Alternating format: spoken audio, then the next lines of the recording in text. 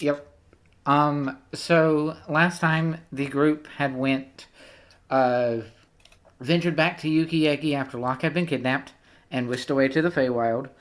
And quickly talked to Alessandra, and she helped them to get to the Faewyld to look for Locke. She gave the group the Book of Communion, or Tome of Communion rather, that could be used to help find Locke. Oak currently has that. Oak made use of that as soon as they arrived in the Feywild to make sure they could figure out where Locke was. They determined that Locke was all the way the heck over here, but in the Feywild version. Um, and so they were intending to perhaps meet on the bridge or near the bridge, which may or may not look different in the Feywild than it does in this world or the normal world. But you guys are going to. We're heading that direction, making your way. Making a way. Yes, that. What would it be? West? Yes, west. Not east. Exactly. Not east. West. Because that fucked up compass I did 2 years ago now? Something like that. It was a long time ago. I made that compass at around the time David was joining this game, when he was listening into Locke have a panic attack about a Yuan Ti chick. Mm-hmm. It was north and not northeast, west, and then the intermediate directions. Yep. Yes. So you're heading in that direction. And then you were accosted by some weird individuals. They're not weird, they're just misunderstood. And something like that. You were attacked by water ladies and creatures with teeth for faces, as described by Brian. And you defeated them mightily and rather quickly, and then you were going to continue on, and we ended the session with you having freshly defeated them. Now, it should be noted, considering that you guys are in the Feywild and not, in the material plane, normally these kinds of creatures would just disappear because this is not the plane that they live in. But you're in the plane that they live in, so they're just like corpses, normal corpses for you guys. Good that body. Good that body. I mean, you could if you wanted to. That's what I was establishing. You could if you wanted to. Yeah. Beyond that, this event happened during your camp. So theoretically, you're going to maybe loot them, maybe not, finish your rest, and actually continue onwards. Those spell slots. Awesome. Yeah, because you did make use of some of those and take damage. Yeah, I did some smiting. Mm-hmm. I think my favorite things. I think Silver might have done a counter spell in there somewhere, maybe. Yeah, counter spell. Oop, that's the wrong key. I almost just gave myself 23 spell slots back. Don't do that. That would have been hilarious. That would have been hilarious. Don't do that. All right, so everyone got a long rest? Yes. Okay, I may have already fixed your HP when I was moving characters on the map, but as far as your other stuff, yeah, I didn't touch that. Anywho, is Cat actually going to loot the bodies of these individuals? Well, I don't even really honestly remember the combat with them, so would Casual want to loot them? Probably not. What do they look like? What are they? Probably not. They're very monstrous. Did they insult me or make me mad at them? No, not really. Okay, so I just kind of kick at one with my foot. Let me. I mean, Skunk will pick over them for food. That's an interesting point. They do look human for the most part, at least as far as body shape. The females, at least. The people with teeth for faces don't look human very much, other than humanoid shaped. For clarity, Skunk is not eating the corpses. Yes, I would imagine He is not. looting the corpses to see if they have anything he can eat. Like, if they have, like, bits of jerky or whatever in their pockets. Give me investigation. Probably with advantage, considering that Bjorn, we could say that Cat is helping you if he wants to. Sure. 25! Yeah, they're not really carrying much of anything. Although, Drat! on the ones with teeth for faces, the Fear Smiths, you find a bunch of like really like fancy, almost high class elven stuff. Like we're talking the gears of a nobleman, including perfume and things, which is why he was smelling so good and being annoying. I see. Real quick, Sam, do you exist right now? I do exist. Okay, David hadn't heard you, and he was asking me to confirm that you exist instead of asking himself because he is socially more awkward than I. We are grateful you exist. Thank you for existing. Existing is good. Valid. You will finish up with your rest and then make your way onwards Making a wait. towards the westward. Downtown, walking fast, fast, no moment. Yes. And as before, Those aren't the lyrics. Someone got it.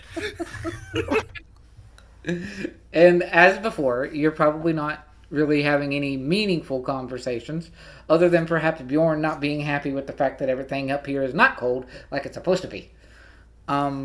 It's getting kind of sweaty. Yeah. It's maybe taking the cloak off, setting it across Rupert's back for a while. Yeah. Skunk will So use it as a nest if he is permitted. Bjorn will allow this. Okay, Skunk just curls up into a little ball on the draped cloak and just hangs out. that's adorable. He is, yes. So you guys will continue onwards. Hey, Kenneth, roll for me a d20, sir. Hang on. Tsukiko. Meow. You said just a D20? Yeah, just a flat d20. Okay. Yep. All right. So, you guys will continue on, and you get to right about here or so along this little mountain range here, which this place looks a lot more colorful and tropical than you guys are used to. Being And- on the map again, what mountain range? Up top, where all the shiny tokens are. Oh. Yeah. Okay. So, as you guys are sort of following along this mountain range, trying to keep your wits about you, it's very easy to, make your way up here. You're not going to get lost or anything, conveniently, because most of this area is well lit, because forever sun. You will see sort of off in the distance. I'm not even going to have you do any kind of perception checks for it. What appears to be for lack of a better way to put it, a horse of some kind that is sort of charging in your direction. Though it's for this part, you can roll perceptions, peoples. Roll perceptions, everyone. Everyone can see the horse, but it's what about the Do I horse? see it? You definitely see it, yeah. Do I smell it? 30. I point over there. Yeah. Not at the horse, but like perpendicular. He's charging in our general direction. I'm pointing over there. Sideways. Well, looky there. Silver, good grief. Silver looks where I'm pointing, confused. Aw. So, let's do its perceptions for... Yes. Yes. You linked that before. It's hilarious. So... I have a better one. I just have to find it. Let me do one for Oak and Young and see if they can meet up with all the shenanigans. 25 for an oak. The heck? Oh yeah, that. Perception. Boop. A 10.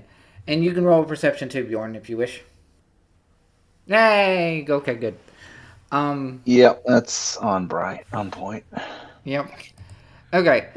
So the only ones Bjorn's never just off talking about stupid shit. Not paying probably. attention. Yep. So Having a drinking contest. in Oh, the middle, no. in the middle of walking. That sounds like a good idea. Got bored. The I mean- wisdom on display is profound. And you're walking all day. It takes a long time. Anywho, with Cad's perception being a sense of smell thing as to why he has advantage, and the fact that he rolls a crit, and the fact that Skunk was the one that rolled the 30, and he also has keen sense of smell, the one thing that you guys are going to pick up on as this horse comes charging closer is the smell of blood.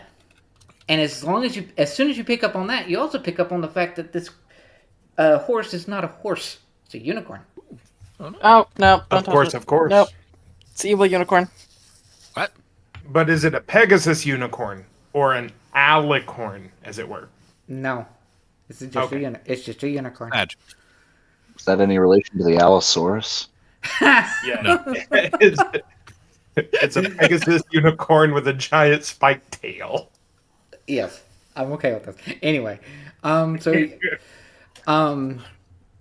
so while Oak does not pick up on the fact that there is a smell of blood coming from this creature, he does pick up on the fact that you guys are not being charged at by a horse, but rather a unicorn. I smell blood. It's not promising. So the unicorn will actually stop. Does it feel like it's evil on our divine senses? You said? I mean, what is your divine sense? I mean, you can do a detect good and evil thing, can't you? I think.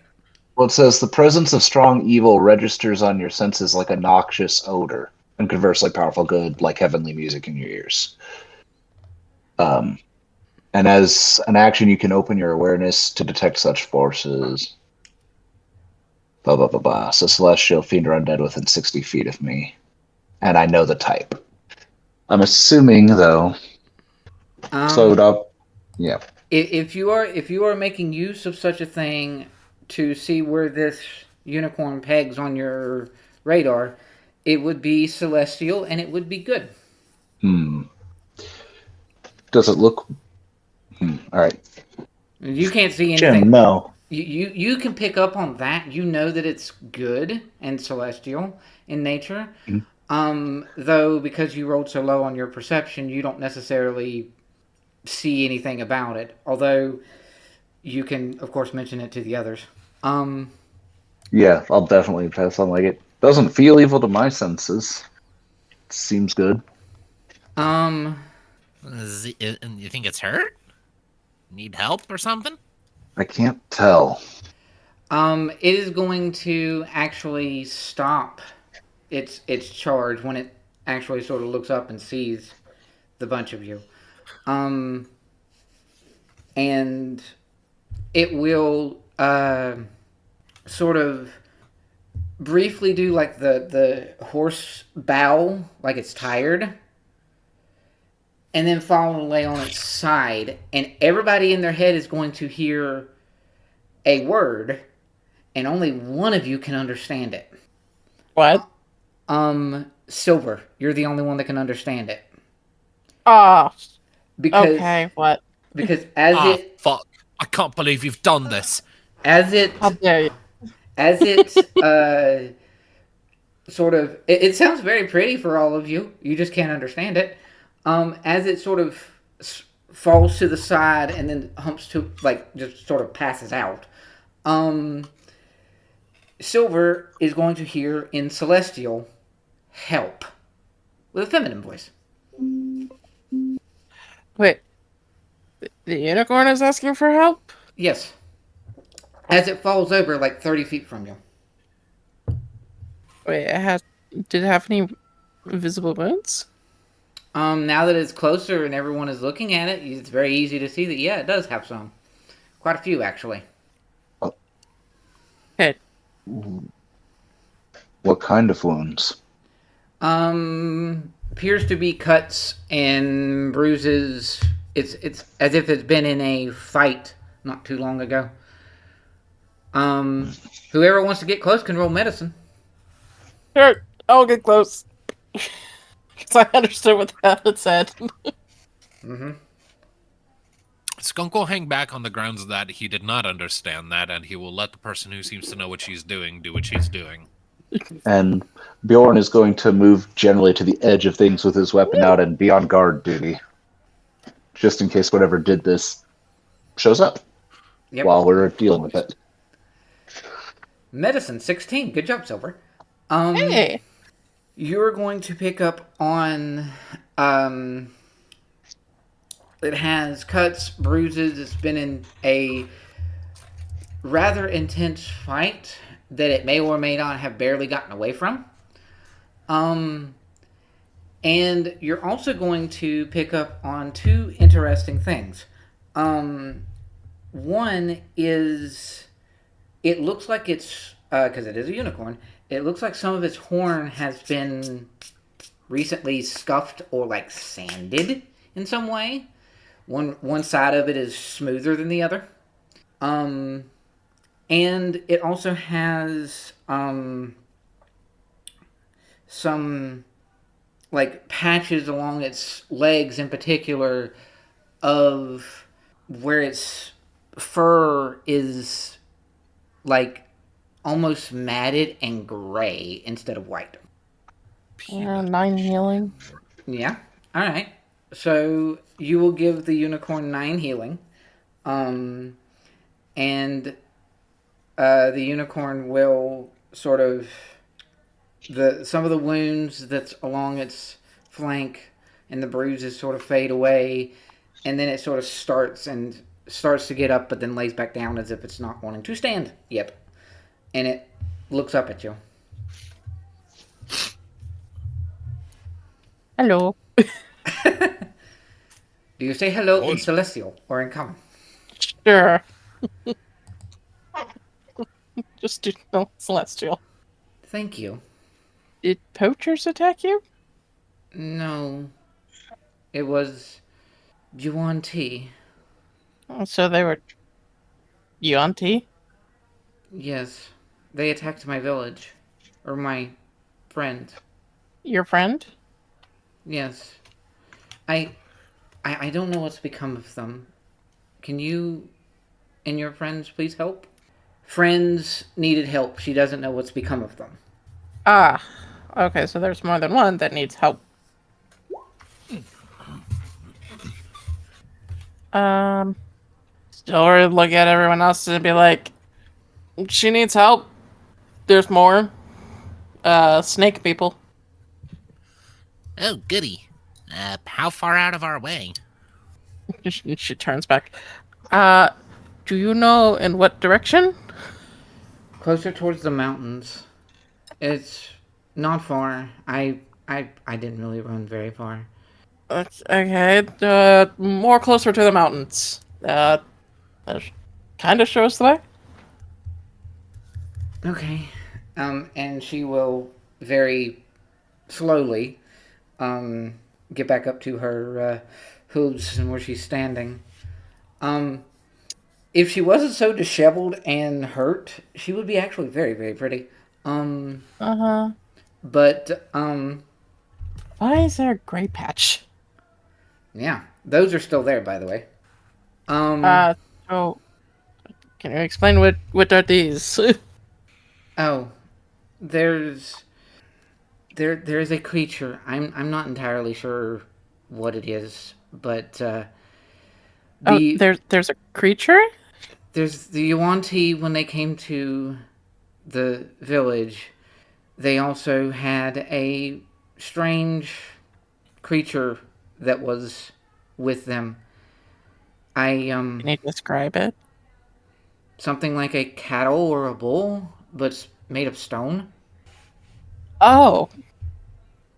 She turns back to the other one. There's also appears to be some sort of construct bull that the Yutantis had with them.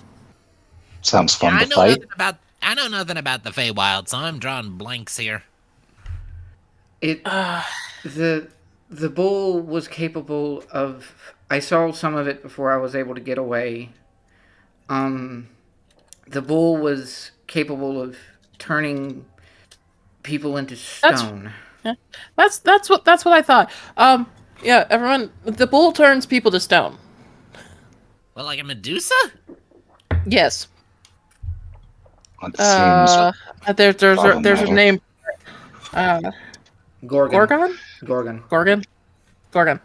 Which is actually named Skunk is going to look over Rupert's flank down at the ground and just kind of squint. Who hurt you? Who? Huh? He's talking to the Faewyld itself. He is asking, who Oh. hurt you? Do you need therapy? Are you okay? Faewyld is crazy, my dude. I'm getting that impression. Yeah. Alright. So you guys are going to make your way following the unicorn. And you will find yourself at a nice little village just outside of some forested mountains and things. There's technically would be a forest to the left, or more mountains to the left. But yeah. Left. And upon making it in here, you have the unicorn with you. There she is.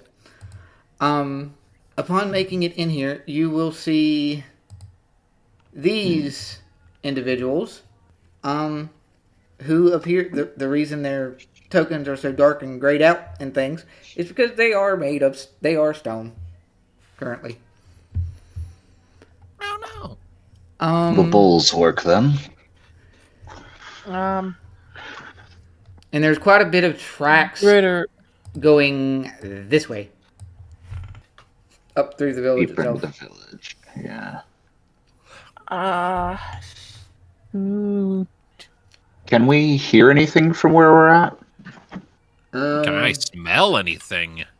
That is a good question. Perception checks. Can I smell anything? Natural 20 for a total of 31. Good grief. Hey, nat 20 for 22. Hey, I Brian, will high five. you, I did same thought, but I can't. You're too far away. All right, we'll put it on hold. Instead, I will just clap. Perfect. Yeah. So yeah, you will hear crashing and like it's not that hard to not hear it. You also hear, especially the ones that had the nat 20s, you will pick up on the sounds of some sort of destruction or fight. As Silver comes and makes it up to about where she is there, She's just like coming around the corner and peeking like, and I go, whoop. You will hear a roar, and they have not caught on to you yet. At least as far as you're aware, because it seems that this creature is not. Oops. It seems that this creature is not. Why is it? There's what I need. Boop. Ah. They seem to be trying to, as best as Silver can tell from a distance, trying to calm the bull down. Ooh. So, Okay. you know Greater Restoration? I do, yes, says Oak. Okay. You wanna unfreeze these nice, kind people? Yeah, I can do that. I suggest we get as many as we can, because this might be a pain. I am gonna do a thing. A thing. Skunk is going to Ah. first. Skunk is first going to. Let's see here. He's going to blow one of my spell slots. Well, yeah, one of my spell slots to do Misty Step to park myself up here, and then blow another one of the same level to turn invisible. Misty's And then I will park myself there, bow and arrow at the ready, and monitor the situation. And if I get the vibes that the group has been found out, I will start shooting. But for the time being, I'm just watching. Interesting. Like, Yeah. Okay. Yeah. Would you say this spot here is good cover? Yeah. I mean, they're All right. sort of focused on what they're doing over here. They've not seen you. All right. And Bjorn will conceal himself there with his weapon too. Same purpose. Mhm. Yeah, let's try to see if we can save these people. Because if they get hit with anything, they're gonna be like dead. With that in mind, Oak is going to step up here. Hey, Kenneth, roll me a d6. If he goes right there, then he's adjacent to all three statues. Yeah, but it's not as if. Yeah, but it's who does what first. Yeah. Roll me a d6, Kenneth. A 1, a 2, a 3. He's getting the girl. It's impressive. Thank you. So, greater restoration. Whoosh. And she will immediately, upon being unstonified, go and hide over here. Oh, That's a sure, good no idea. thanks. But okay. She looks up, gives a nod to like Oak, and sees all the people around, and then she just goes and hides. Okay. Yeah. Some filler for the back. How many times can Oak do greater restoration? Let me double check that. Yeah, you should check your spells. You can also waste a higher level spell slot to cast it. You say that as if he has higher level spell slots, which he technically does, but keep in mind he's also like took levels of Bard. So his spell slots and spells he has access to as a cleric are all kinds of funky. It's a 5th level aberration spell. Yeah. Okay. So he could theoretically cast it as a 5th level spell twice, and then as a singular, he has up to 7. One of each. 1 of 6 and 7. Yeah, you can use a 6 or 7 to cast it, but it just still counts as a 5th level spell. Yeah. But there's no up. Yeah. Thing. There's no upcast for it technically. It's just using the slot to be able to do it again.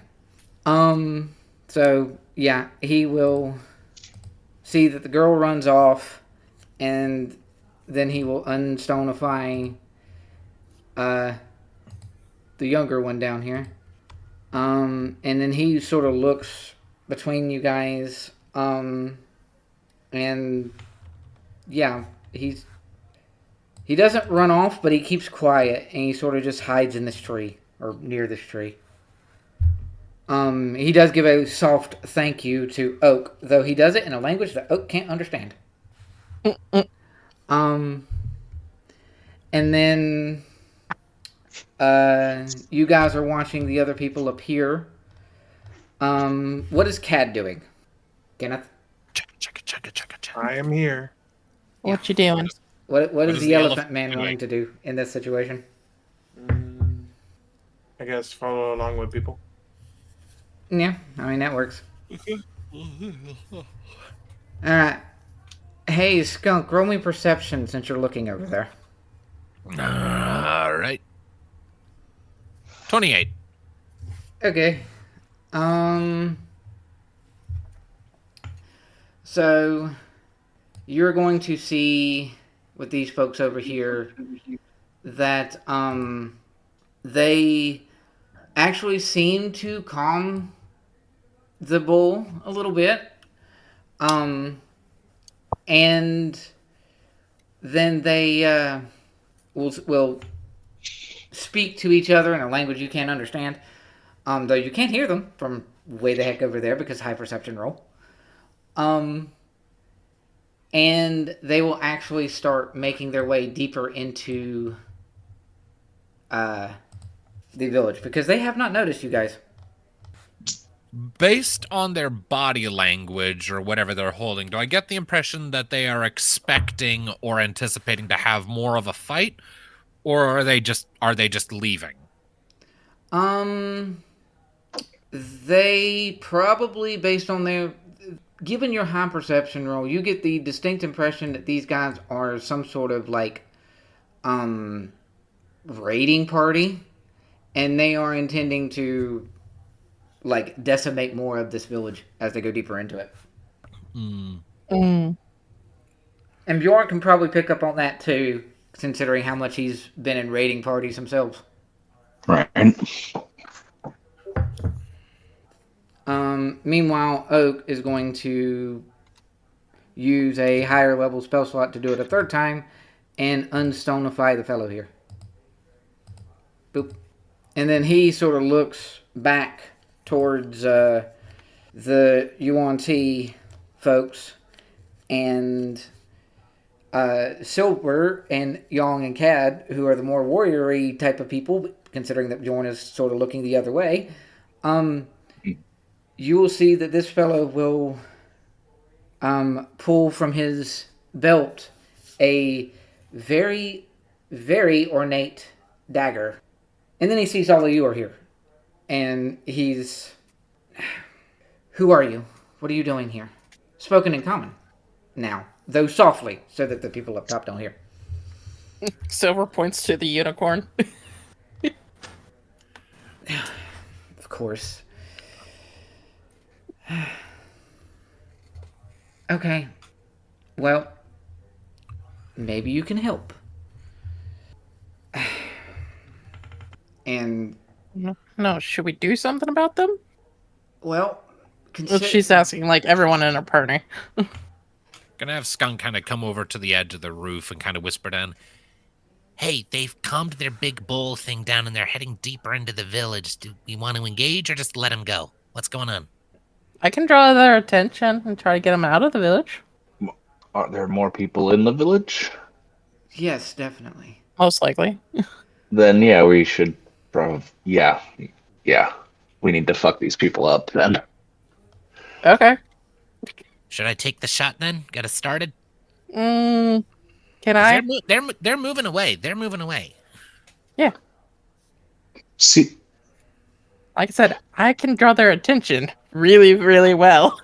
I wonder if it would be possible to get the bull riled up again to cause them problems and then attack. I could shoot it. What do you have in mind, Silver? Oh, I have a lot of explosive in mine. Yeah, all right, that tracks. Please do not destroy my village anymore. I have... Nuclear smite. I mean, I have an AoE that can fit them. It's a fireball? Yep. Fireball. Maybe don't Nibelheim the place, alright? I'm not gonna try to hit the buildings. I just want to hit them. How wide's your range on Fireball? Let's see. Fireball. It is I can cast it from 150 feet away. Yeah. It's a 20-foot radius sphere. So 40 feet across. Because 20-foot radius. Is that true? It says 20 Looks foot about right. 20-foot radius. That's it right there. Yep. See? I can hit most of them without avoiding the buildings. Yeah, fuck up a couple of wagons. Can y'all see the radius that I'm currently parking down? Yep. The green boy? Yeah. I mean, you can totally do that. Yeah, if you drop it there, it'll get all of them. Yep. And the only things that'll suffer for it are a couple of wagons, and those can be doused and replaced. Yeah. So. Okay. You want to do some fireball? Fireball away. Yep, just gonna walk right over here. Grab our hands together. And cast fireball right on them. And at the same time, I would like to shoot the bull. Yeah. Just coincide the attacks. Okay. So She is up casting it as well. Oh, lovely. Okay. Yeah, that's fine. I'll just use the action like this, and then. The saving. Oh, seriously, no dice? Okay. The saving throw is a DC 20. Yes, because it's based off my charisma. All right. Because you're pretty. All right, where's my dice? Let's do 1, 2, 3, 4, 5. Because this just makes it easy. And then 1d6 for each slot above third. So I'm doing fourth, fifth. That's plus 2. That's 10d6. Oh god. Where's my dice? Yeah. No. Yes. 10d6. Neat. Do I actually want to use the sorcery spell to transmute it to activate my Turn it to ice. elemental affinity? I mean, if you turn it to ice, you're not going to destroy the cart. That too. That is good to note. Yes. It's just if I cast a spell of associated damage type, I can add my charisma modifier on top of it as well. Yes. So So fireball becomes an ice ball. Yeah. You bring the temperature down around here. But first, where's my meta magic so I can know how much? Transmute. Spend 1 sorcery point. Okay. Well, I already got that done. So it's gonna be good, and it's gonna be +5. Yeah. 39 damage. Do I get my simultaneous shortbow shot that I was gunning for? Yes. So roll for me an attack roll. At advantage because it's not aware of you. Indeed. 18 to hit. Miss. Ah! It just like hits and bounces off. Literally, it's just bing. That is stupid. I mean, it's made of stone. That's stupid. Yeah. So All right. they need to make dexterity saves. They already did. That's what the 5d20s was for. Oh. So that was like a single success among their entire fucking number. Maybe a success. Yeah, no, it's not. No successes. No successes. Because you see, here's the thing. I rolled them, and then I was like, these are going to be the 1 and 2. These are going to be 3 and 4, and then the Gorgon was going to be 5. The Gorgon rolled the highest and has the lowest dex. Oh. Funny. Indeed. So, yes. Yeah, so 39 damage to the lot of them. And then... She just waves. And then... Hello! With that, let's roll some initiatives. Skunk. All right, well. So I lost my invisibility when I made that shot, right? Definitely. Though they still have not seen you. Noted. They just So I technically still qualify as hidden then? Yeah. They don't know where any of... They're more focused, at least a lot of them are more focused on the fact that they got hit by a fireball or an ice ball from this lady over here. They're not looking for a kobold. Yeah, Cool. Silver's just waving at them. Cool. In that case, I would like to change targets from the bull to this Yuan Ti here, and I would like to shoot him. Go for it. I have a question on the side. Yes? So I'm at advantage. What you got? Any chance we're getting a surprise round on these guys out of that fireball? The fireball and the shot were effectively the surprise round. That's where I rolled it after and still giving Skunk a turn. Alright, fair enough. All right. That is a 23 to hit on the front dude. That'll hit. All right, and add my sneak attack damage. 12 and 19. So 31. 31. And yep. Now I am going to use some of my movement to park my ass back here and bonus action hide. Yep. Because at They least shouldn't that be you. able to see you. You should line of sight them with the roof. All right. Technically, yeah. Bjorn, go. Oh boy, alright. Fuck him up. They're a little too far away. Alright. Yeah, that's the tricky bit. I want to fuck them up, but the question of how is in play. With your sword. I would hope so. Technically, he could use a spell. He is a paladin that would have spells. Yes, I'm looking through them right now. And I do not have any of my offensive spells prepared. Okay. I guess what we are gonna do is we're gonna take a dash action. Now that they know we're here, Bjorn is going to let out a battle cry at the top of his lungs and run as fast as he can face to face with this guy.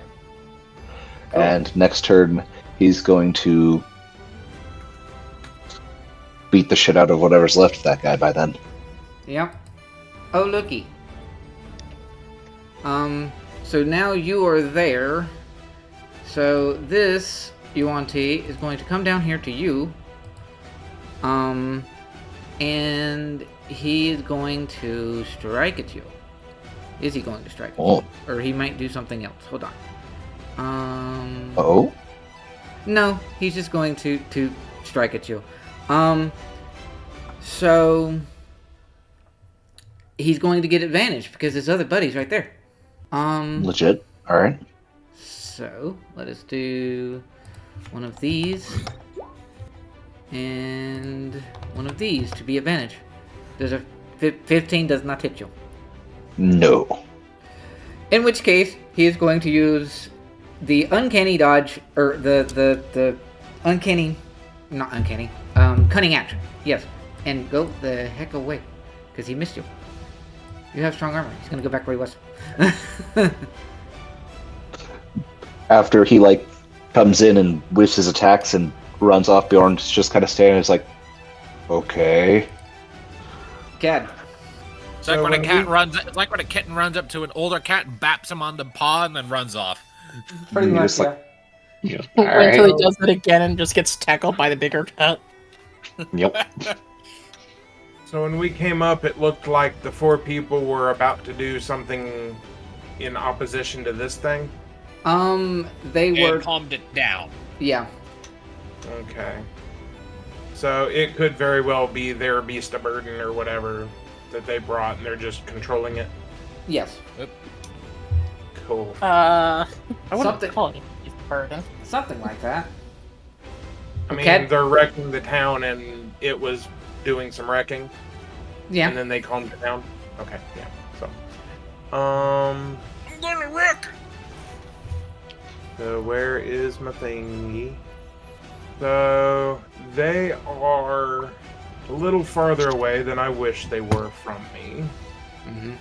I would love to be right there in between everything. But that's 65 foot of movement, and I only have... Oh, no, I have 100 foot of movement. Am I? You're Sonic. We forgot. Yeah, it's fine. Gotta go fast. Okay. So... Yeah, I still need to watch a third of those movies. I still need Can to watch it. can I run up into here, and as I am Naruto running, can I bonus action to manifest my echo? Yep. Cool. Where are you putting your echo? For right now, let's say that he's here. Right next to you. Yes. Okay. So that was my bonus action, but that was also just a movement action, so I can play whack-a-mole on some people. Yep. So I'll start off with a smack on this one to the south of me. You mean to the not north? Yeah, go for it. Recklessly, of course. Uh-huh. 23 to hit Yep. For 14. for 14. Okie dokie. So that activates swirling things. Or no, I'm not raging. Never mind. Not yet, you're not. No, that's fine. So I smacked him, and then I can pivot in place and smack this one, right? You can. Cool. So now I'm gonna like do this little whip around and smack him in the teeth for hold on. I'm actually pretty lucky though. And, 21 to hit. Yep. Let me expend that lucky. Okay. I will use the For- 13 damage that you did. Yeah. For 13 to north. Mhm. And my Echo gets a smack, right? I mean, yeah. If you make use of that ability, the smack. Yep. 27 to hit for 12 more. Same person? The north one, yeah. Okay. You said 12. And that was a normal hit, and then an extra hit, and then an Echo hit. Yes. And then my Collider itself grants me one additional hit, right? This is correct. On whatever this Wicked Witch of the Northwest is. Alright, go for it. Wicked Witch of the Northwest. 21 to hit him for 12. Alright. And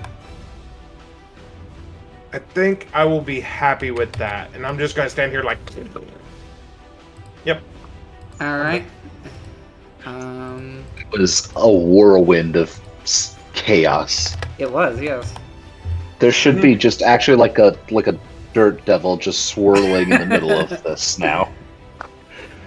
Yes. And you know, just remember at the start of my turn, they're looking down to the south and they're like, oh, look at that elephant that's running up here. He won't make it this turn. Well, surely he won't have actions left. Oh my god. Yes. What about then?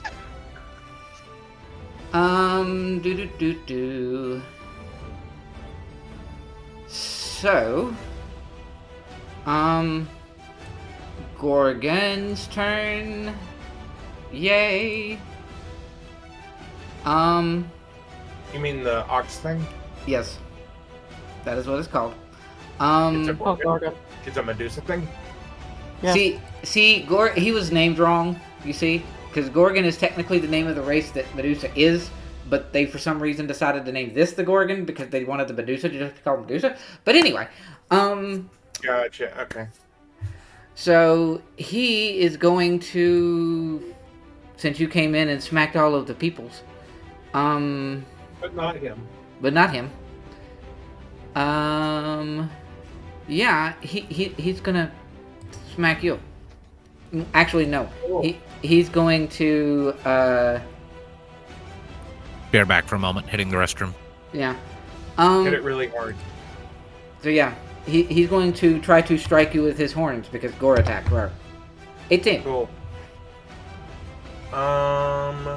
AC is 14 plus proficiency bonus, which is 5, so 19. So no. Okay. Then Yong. So Yong, seeing all of this mess, that is 60 feet from Yong. It's Yong's movement. Can she get there?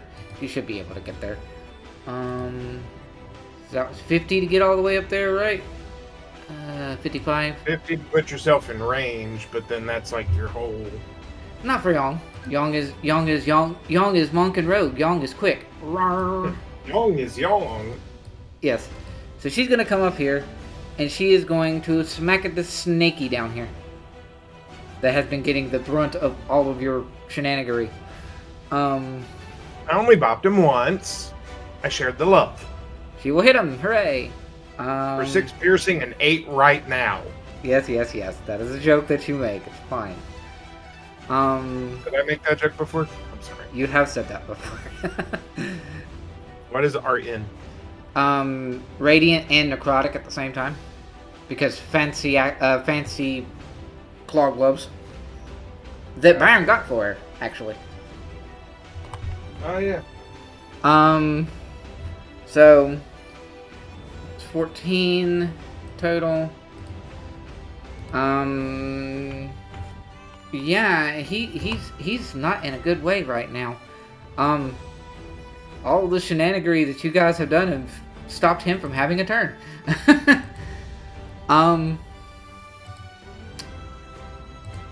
So he is out.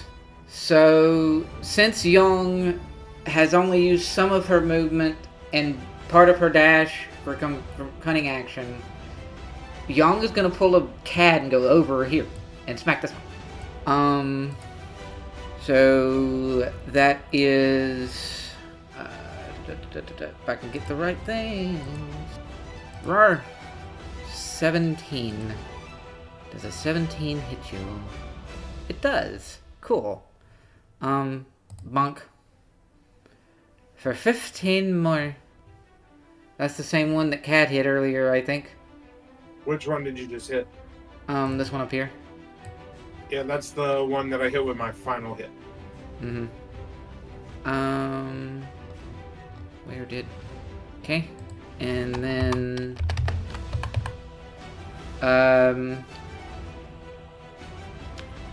Yeah, she's gonna flurry. And she's gonna smack again. Rawr. 15 misses. But she's doing flurry, so she gets one more time. Boop. And a 12 misses. Yay for y'all not being great at things. Oak.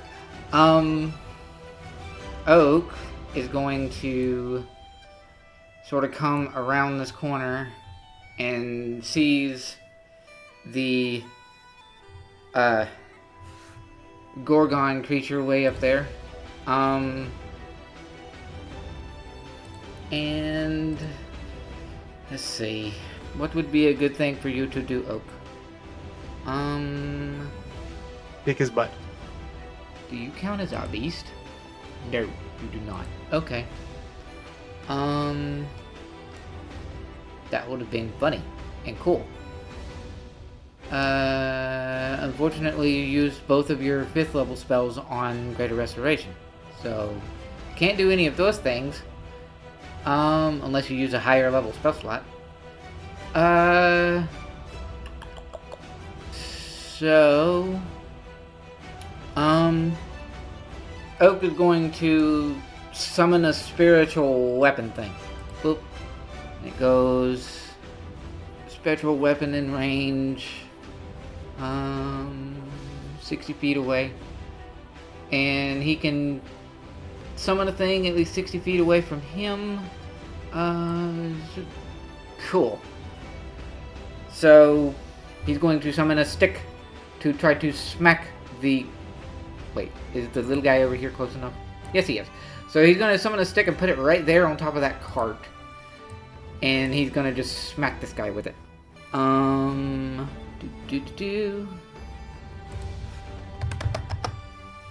He missed. Yay. Silver. It is to your turn, Silver. Hey. Uh-huh. Okay.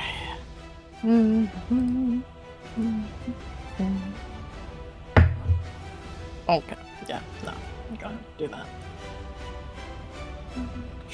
Using another sorcery point to quicken spell. Gonna cast haste on herself. Yep. Because you guys like moving fast. So now she... Yeah, now she has... It's only fine. moved 60 feet. Yeah, let's go right there. Gonna go up here and be like, oh, hello? That was a bonus action. Now she's got 2 attacks. Well, 3 attacks. 1 weapon. She got her normal attack action, so she gets 3 attacks right now. Yep. So, the first one, she's gonna hit this dude Okay. to her left. That hits. 24 hit. Yep. For 20. 20 damage. Mm-hmm. She's gonna hit again. Yep. For 23. For 17 additional damage. Okay. Is he still alive? He does not look happy, but still alive. Barely. Slight annoyance, hit again. And 14? goodbye. Okay, goodbye. Thank you. And that'll be her turn. Alrighty. Okay, so, this Yuan Ti up here, sees you guys come in and mightily destroy his allies, looks to the other snaky person to his, what would be his left, and, yeah, You're on your own. let's see here. Yes. So, let me double check a thing right quick.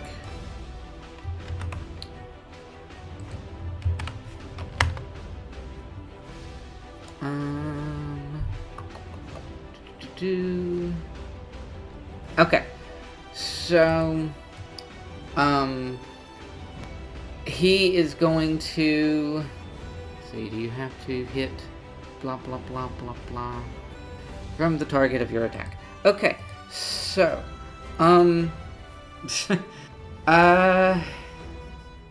he can't hit Silver because Silver's too far away.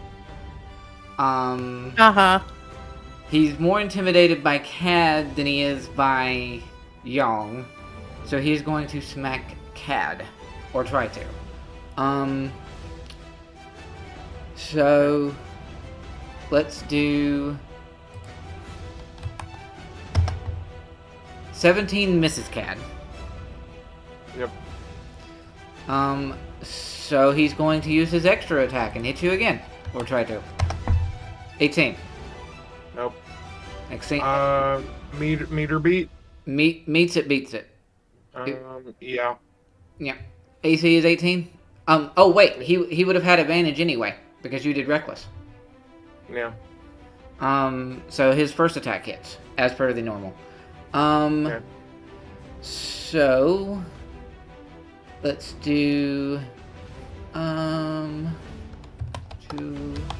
8, 5. He deals 18 slashing damage, which you are not raging, so you take it full. Okay. And then, because of being a fighter and having maneuvering attack, he shouts a command in a language that you guys can't understand, and other Snaky can use his reaction to run away without provoking attack of opportunity from his person he hit. So Young and Silver can hit him. Wait, does he have mobile? No, he doesn't. He's running because of his reaction from the snake striking. From this one striking. So it doesn't cause attack of opportunity? It only doesn't... It doesn't cause an attack of opportunity specifically from Cad, because Cad's the one that the snake hit. Mm. So but me and Yang still get it. You and Yang still swing. Yep. He's not going anywhere. Yeah, no, he's not. Because Sentinel. Yeah. 18 damage. 18 damage to that one. Which will cause him to drop. Hooray. Goodbye. He goes to move and Silver just goes bonk.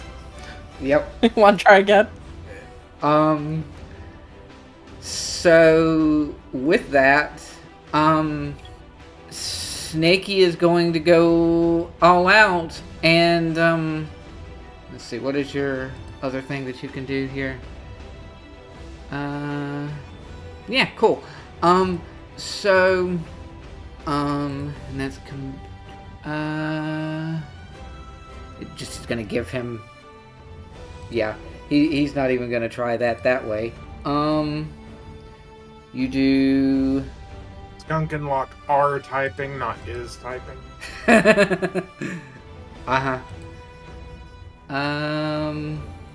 Okay. So he's going to action surge, strike again, and he's hitting Cad. Okay. To do And you would technically have advantage anyway. Go ahead and roll it. It's the same thing. Oh, the only thing about that is he's particularly not up to snuff on luck, so he's got to roll it one more time. Would you quit that? Okay, fine. And then he is going to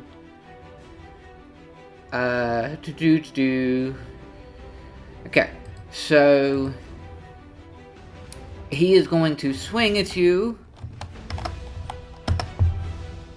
and what is your plus? Yeah, 11, which you do not resist. And because he makes use of sweeping, he also hits Yong for 3. He sweeps through Cad and hits Yong because he's a fighter that does cool things. Anyway, Skunk, it's your turn. Cool. All right, I am now on my treadmill, so if there's weird background sounds on my mic, that's why. I've been muted for the last while for this reason. Uh-huh. All right, well. Skunk is going to come marching up here. And I think so that we can just get rid of all of the ads and just capitalize on a decently loaded action economy, I'm going to shoot at this little cucker. Uh-huh. And I get advantage because he is just... Everyone is up in his fucking business. Do you have sharpshooter? Let me see. I do. Okay. Go ahead. All right. So short bow. Nope. Short bow. At advantage. That is a 29 to hit. Yep. All right. And then with my sneak attack damage. Ooh. Jesus Christ. Good So 13 God. and 32. Okay.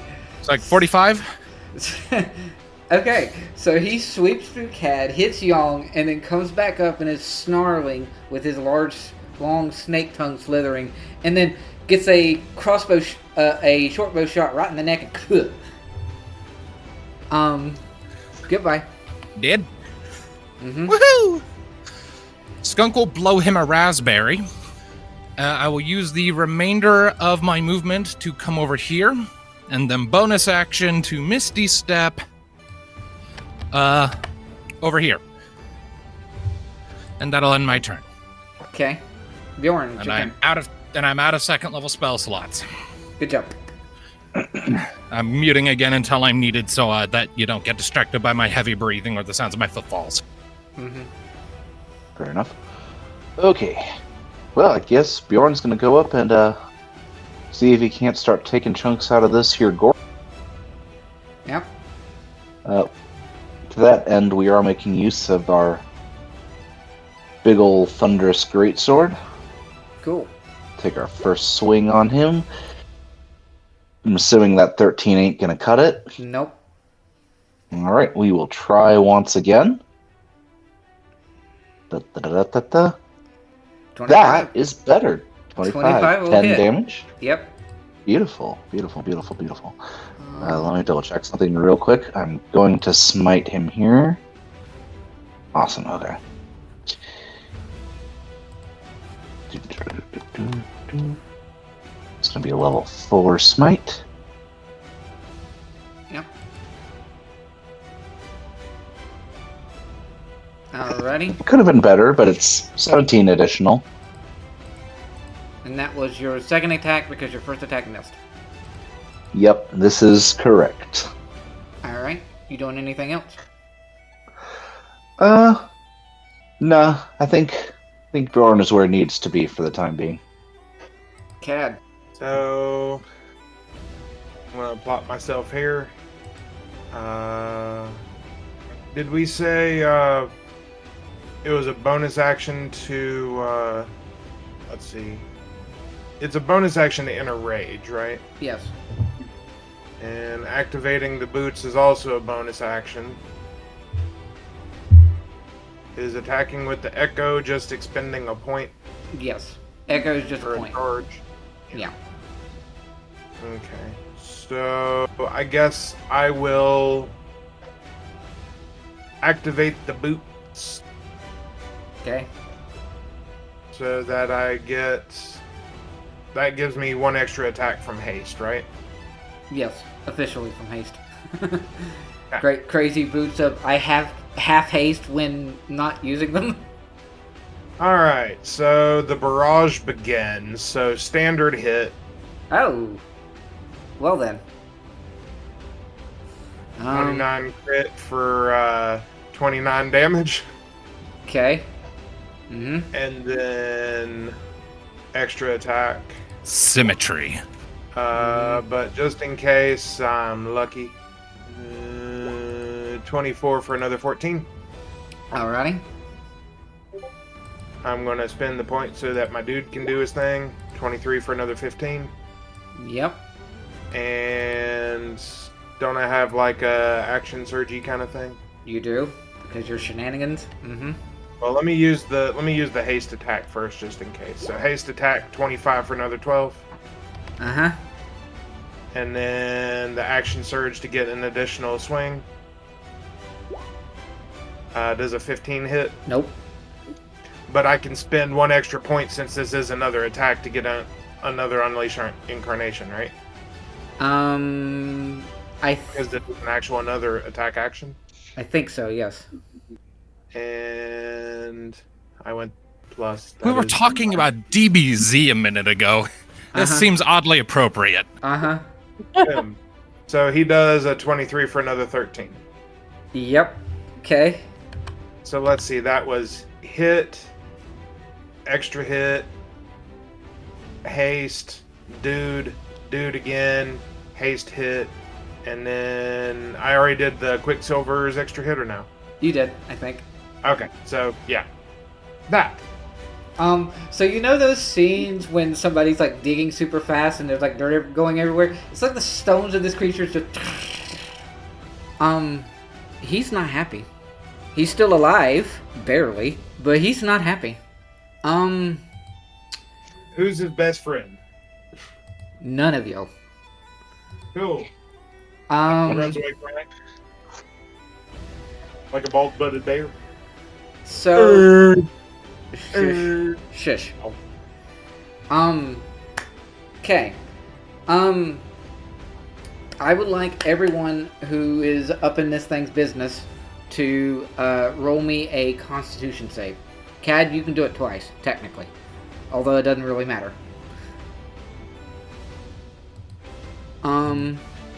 How up in this business?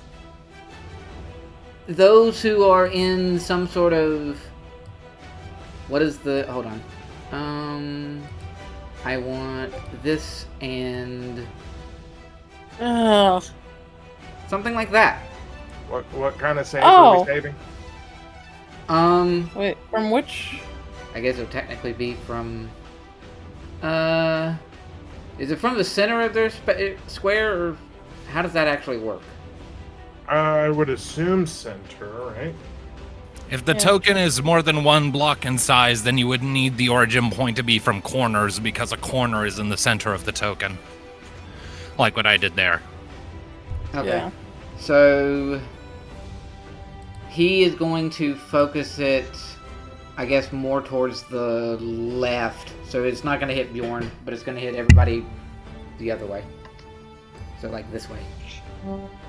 Well, Young's the only one in my radius, but the other 2 are in Bjorn's. Yeah. So... And this is an AoE and we're doing a dex save? Constitution. Constitution. So how does evasion interact with this, whatever? It doesn't. It doesn't. No. So it's just a con save? Yep. Yeah, but you get to add +4? Is Bjorn's? Or is it +5? I think Bjorn's is +4. Oh. Charisma modifier? Devil. Yeah, I'm looking right now. +3, actually. Yeah. For charisma?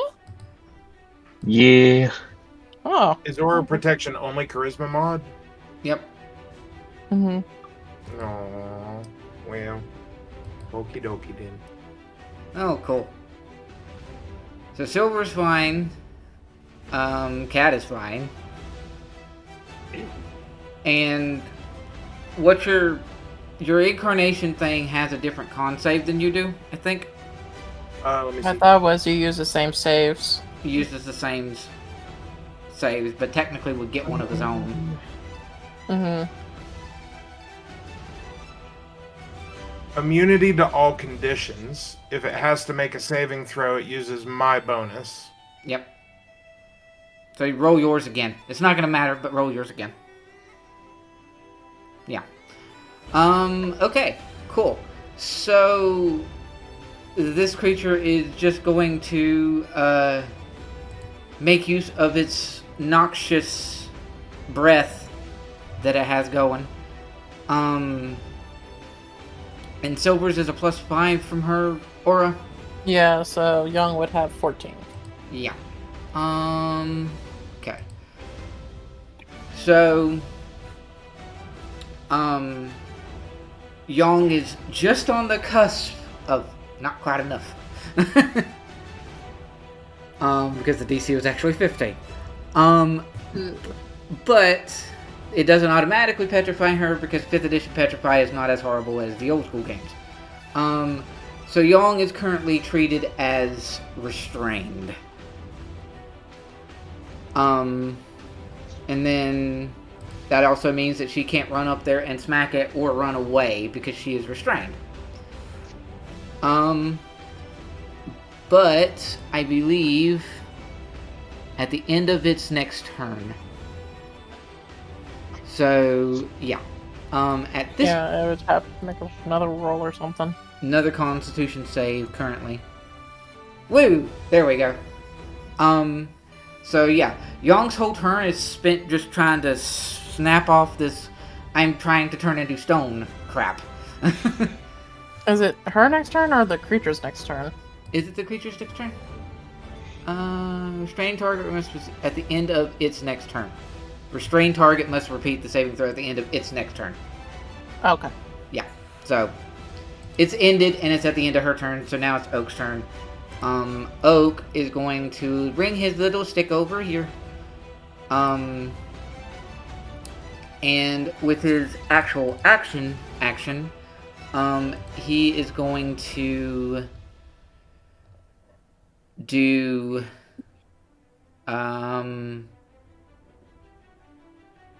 you know what? Sure, why not? Boop. What's the range on that? 60 feet. Can he get to there? He might have to move forward. I don't need that. I need the other thing. Hey, just within range. Cool. Fill the air with spitting daggers in a cube of 5 feet, centered on the point within range. Point of the bowl.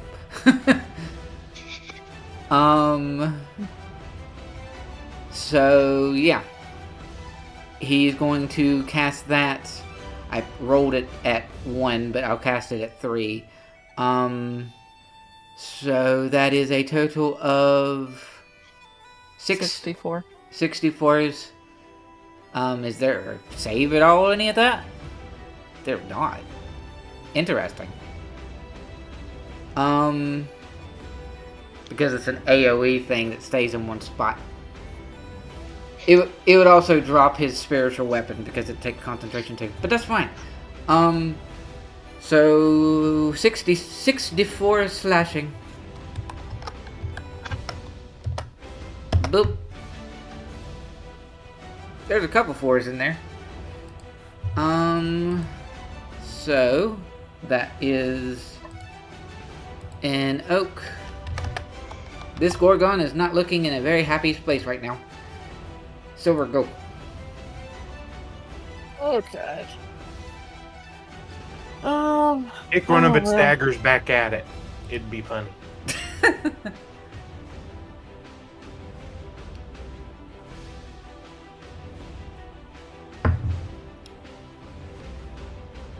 So, where is the square? Which box? Square with spikes is technically it's only a 5-foot cube on each side. I don't think it's That's a 10 by 10. Yeah, It's literally. Yeah, I know it's just a 5, but like it's just one of the boxes. I'm just asking where's one of the boxes so I can avoid. We'll put it there. Okay, then I guess she goes up here. And she'll go about like rounds of attacks. Yeah. So, first one. Fuck him up. That's 27. I'm also going to add a Divine Smite on that. So, first there's that. Divine Smite, let's do level... You can technically say that he had like 15 health.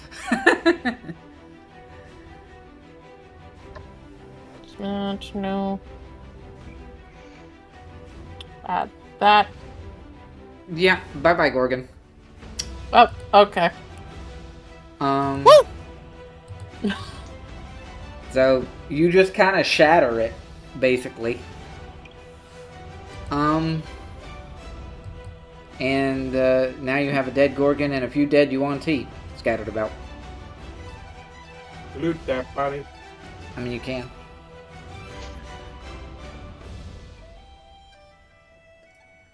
Anybody want Anything interesting around the Gorgon thing itself? Are we still in turn order? No, we're not. No, I killed it. I forgot to close it. I'll just delete that convenient circle I gave y'all. Yeah. So yeah, it is. That's not what I wanted. I summoned a gelatinous cube about yay big. 50-foot square by 50 foot. That would be... that would be a... What would you even call that as far as gelatinous cubes go? Gelatinous cube. ones. Sure. What? Silver just pops over here and be like, it's gone. Oh, did you kill it? It's yes. Cool. I'm gonna jump down from the roof. And Silver's just sitting there jittering for a bit, and then she just like, yeah, okay. Technically, Cad was doing that too. Because haste. Skunk is gonna go sniffing through the bodies. Investigation with advantage, because I'm assuming Bjorn and or Cad are helping you. Did you hear that I was looking around the Gorgon to see if there was anything interesting? Yeah, you can. Roll investigation on the Gorgon. 26, and that 20 for mine. 21. Nice. Alright. So, in investigating the bodies and looting the corpses of the Yuan Ti, you will find a,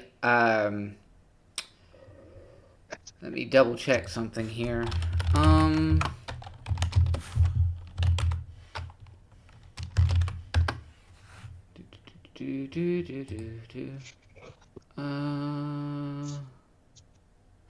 Okay. That makes sense, I suppose, technically. So, in investigating the, corpses and things, you're going to find a letter, Skunk, on the Yuan Ti that looks to be written in Draconic. Hooray. Ooh, I can read this! You can. I will. I'll get to what you can read in a moment. For Cad, with your investigation of 21 on the Gorgon, you will find a interesting symbol that appears to be... If this was a normal bull, it would have been like branded on it, but considering it's a bull made of stone, it was kind of carved instead. The Gorgon has a tattoo. And the tattoo looks to be of a, like the shape of the triangles of like a viper snake. It's like you're looking at the teeth of a snake, but you can't see the snake's face, you're just seeing the fangs. So it's triangles arranged as if it's the jaw of a snake. And for Skunk, you're going to pick up from them a letter that is written in Draconic that appears to be... I'll give you the more specifics of it. Yeah, kind of like that. But not as cute. So... the letter appears to be addressed to a name you don't recognize. Is this name?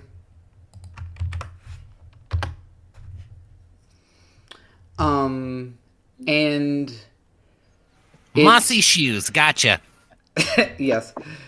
The letter details that they're going to find and acquire all of the potion. You don't know what they mean by the potion.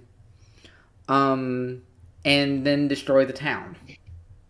And it is addressed to, or rather from that name. You get the impression from the letter that these group of individuals were commanded by this name individual to raid and destroy this town, and were specifically looking for a potion, which, because you got the nat 20, you will also find. You'll find 2 vials of a very thick, somewhere between red and silver liquid potion of some kind. So shiny pink, gotcha. Yeah. Shiny pink. Huh.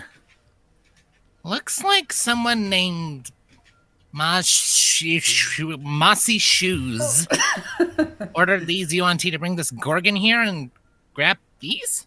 And I'll hold up the potion vials. Like, what are these things? They vaguely, for your sake, Cad and Skunk, since you're both there, they vaguely smell of blood. Kind of. But, like, very muted.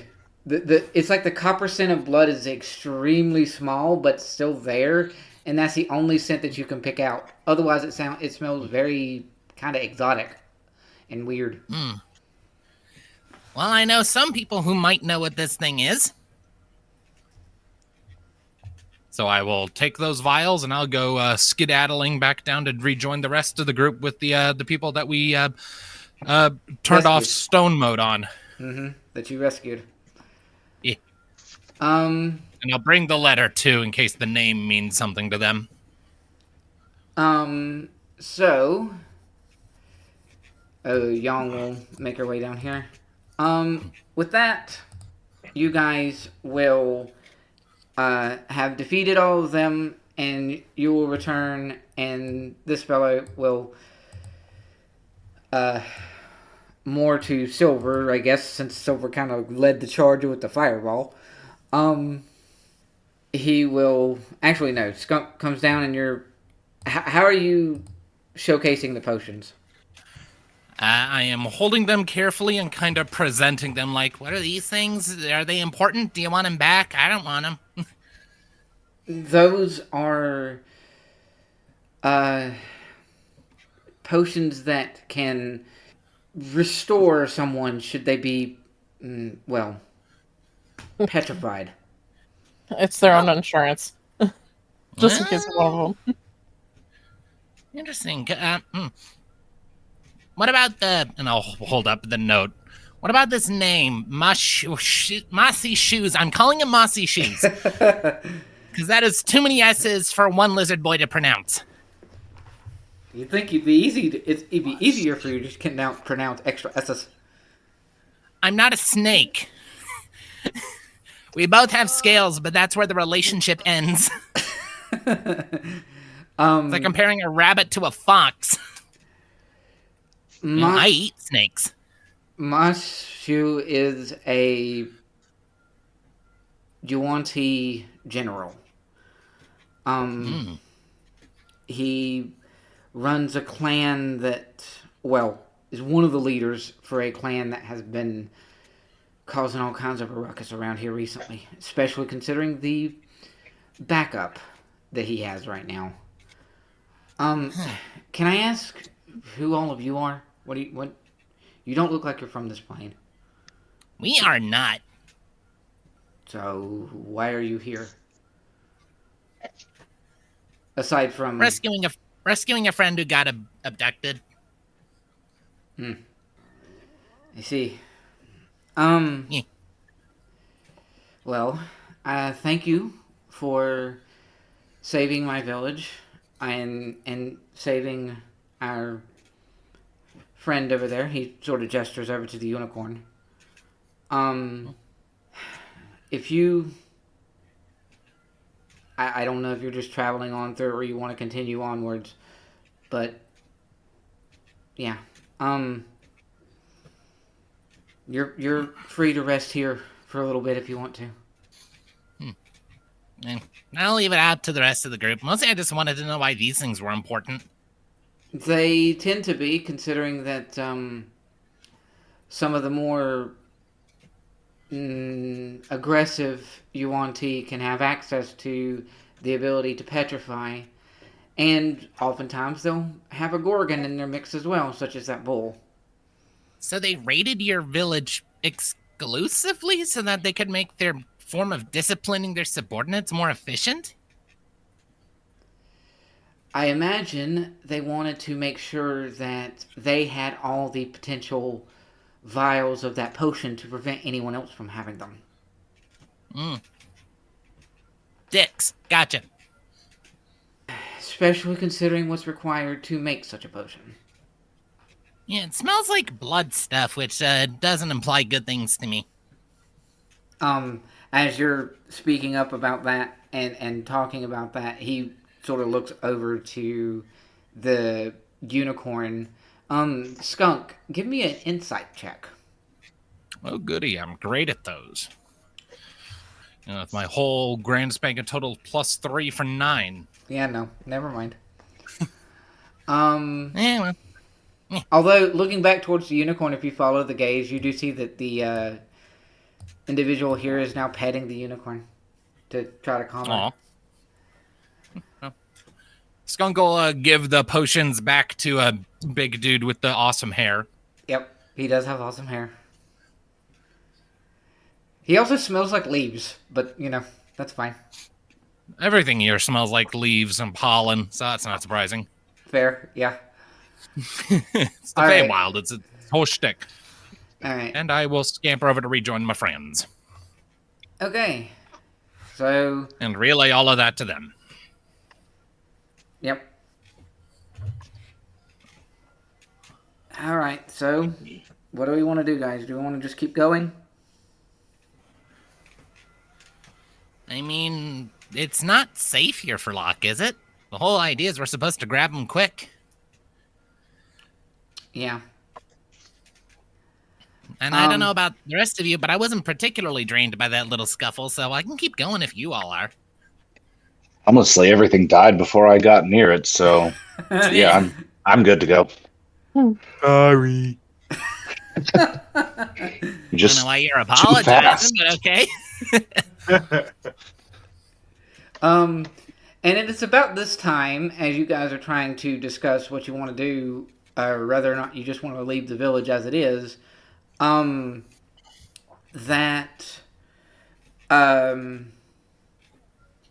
the Book of Communion, the Tome of Communion that Oak has will go off. And he will be given the information from Locke's little adventure that he had. Before Brian goes into what Locke was going to say in the message, we are going to jump back to the events themselves so that you lovely viewers can find out what happened. Before Brian gives Locke's shorthand summary. When last we left with Locke, he was journeying out of the forest with Robiny and Pika, his two like dryad guardians of sorts.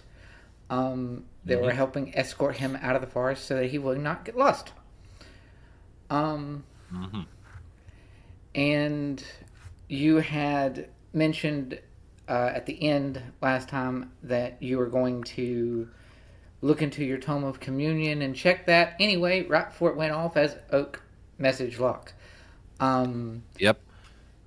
So, as you are still continuing your trek through the paths here are not as clearly defined, which is great while you have a guide. And as you're sort of trekking on through with Robiny and Pika, Robiny sort of glances back as Locke is writing in his book.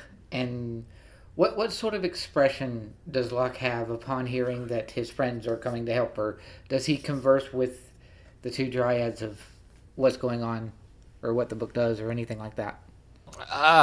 When it comes to just writing in the book, I'd say he has there's still very much tension in him because he's still very much on edge. He's out of his element. But I'd say that the worst of his tension kind of ebbs away. So he looks a little more at ease, a little reassured, okay, there's a plan. We actually have something going. Okay, good. Kind of look on his face. Okay. We're tense, but more confident than before. Right. So Robiny sort of glances over and sort of tilts her head slightly and just, what you looking at over there? A book. I can see that. Yeah, it's a family item. Lets me communicate with certain people on the same plane as me. Oh. So a magical book then. Okay. Yeah, magical book. It's not the only magical book I've got, but it's the most important one this moment. Okay. And it's also worth noting that as far as your treks through the forest, it's kind of been Pika that's been sort of leading the charge. And with, I imagine Locke is probably keeping to the back of the group. He is following their lead, yes. Yeah. So it sort of has Robiny's making sure that you're staying along okay, and give me an insight roll. Insight. Yeah. Nope. Nat 1. That is a natural 1. Oh no, I'm gonna die. Oh no. That was almost musical. Good job. Yeah. Here, I thought that Locke was a warlock, not a bard. Anywho, you will continue on then, and you will eventually actually come to a break in the trees. The foliage gets a lot less dense. It's still a lot more forested than you're used to according to your map, you're in the sort of northern edges of Gradiriel, and you're sort of used to how it can get pretty snowy up there.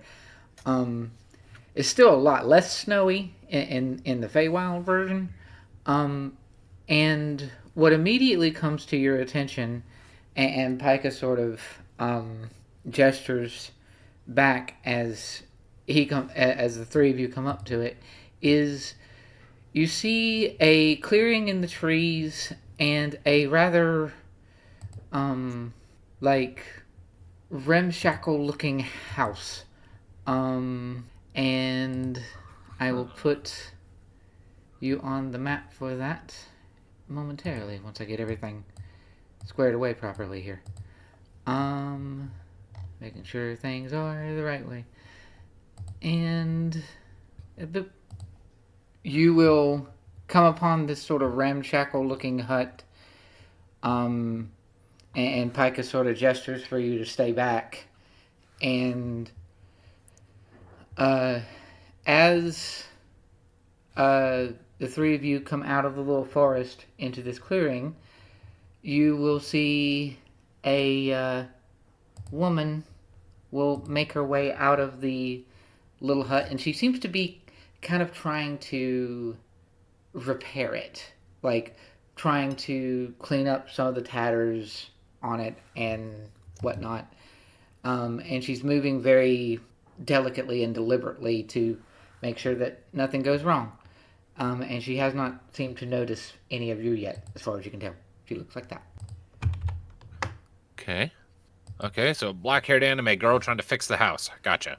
Yes. And her attire is like somewhere between white dress that would look almost pretty if it didn't have that edge of like being nature worn and like sort of dirty aspect to the edges of it. But she's trying to clean up the house a little bit. What is Locke wanting to do with this? Is he following through with Pika's advice and staying back? They know this place better than I, so yeah, Locke is gonna hang back. All He's right. gonna activate Detect Magic, though. All right. In case. Nice. Because I can just do that at will. Yes, it's a very unique and helpful feature. What's the range on that? 30 feet? I think so, yeah.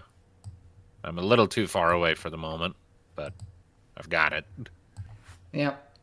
And Pika will wander a little closer.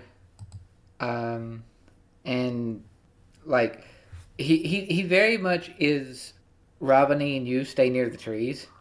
At least for the moment. But he will wander closer and try to basically see if there's anything he can do to either help her or find out who she is or what she's doing. It's almost as if, as best as Locke could tell with that inside of 7 earlier, that I'm gonna. Well, this is a completely different situation. Roll inside again. Okay, hopefully I'll roll better this time. Rolls a 26. Boom.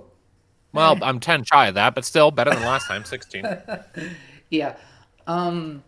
With the 16 roll, you can get that Pika is definitely has that air of anxious concern. It's as if he wasn't expecting to see this individual in this place. And then with Robiny, she's sort of got this nervous energy, like she wants to go and look into what's going on, but she's also going to listen to her older brother. I am going to do my mind thing, the mental communication thing. Awakened mind, was that it? Yes, of course. Well, first I'm going to tap Robiny on the shoulder. Mm-hmm. And I'm going to just gesture back and forth between like her forehead and mine with my finger, and then I'll do awaken mind to indicate I'm going to do a thing. And through that telepathy, I'm going to say, "Who is that?" Whoa, that's cool. Just one of many weird little gifts I've happened to pick up along the way. Very handy, but yeah, I don't know who that is. Your brother seems to.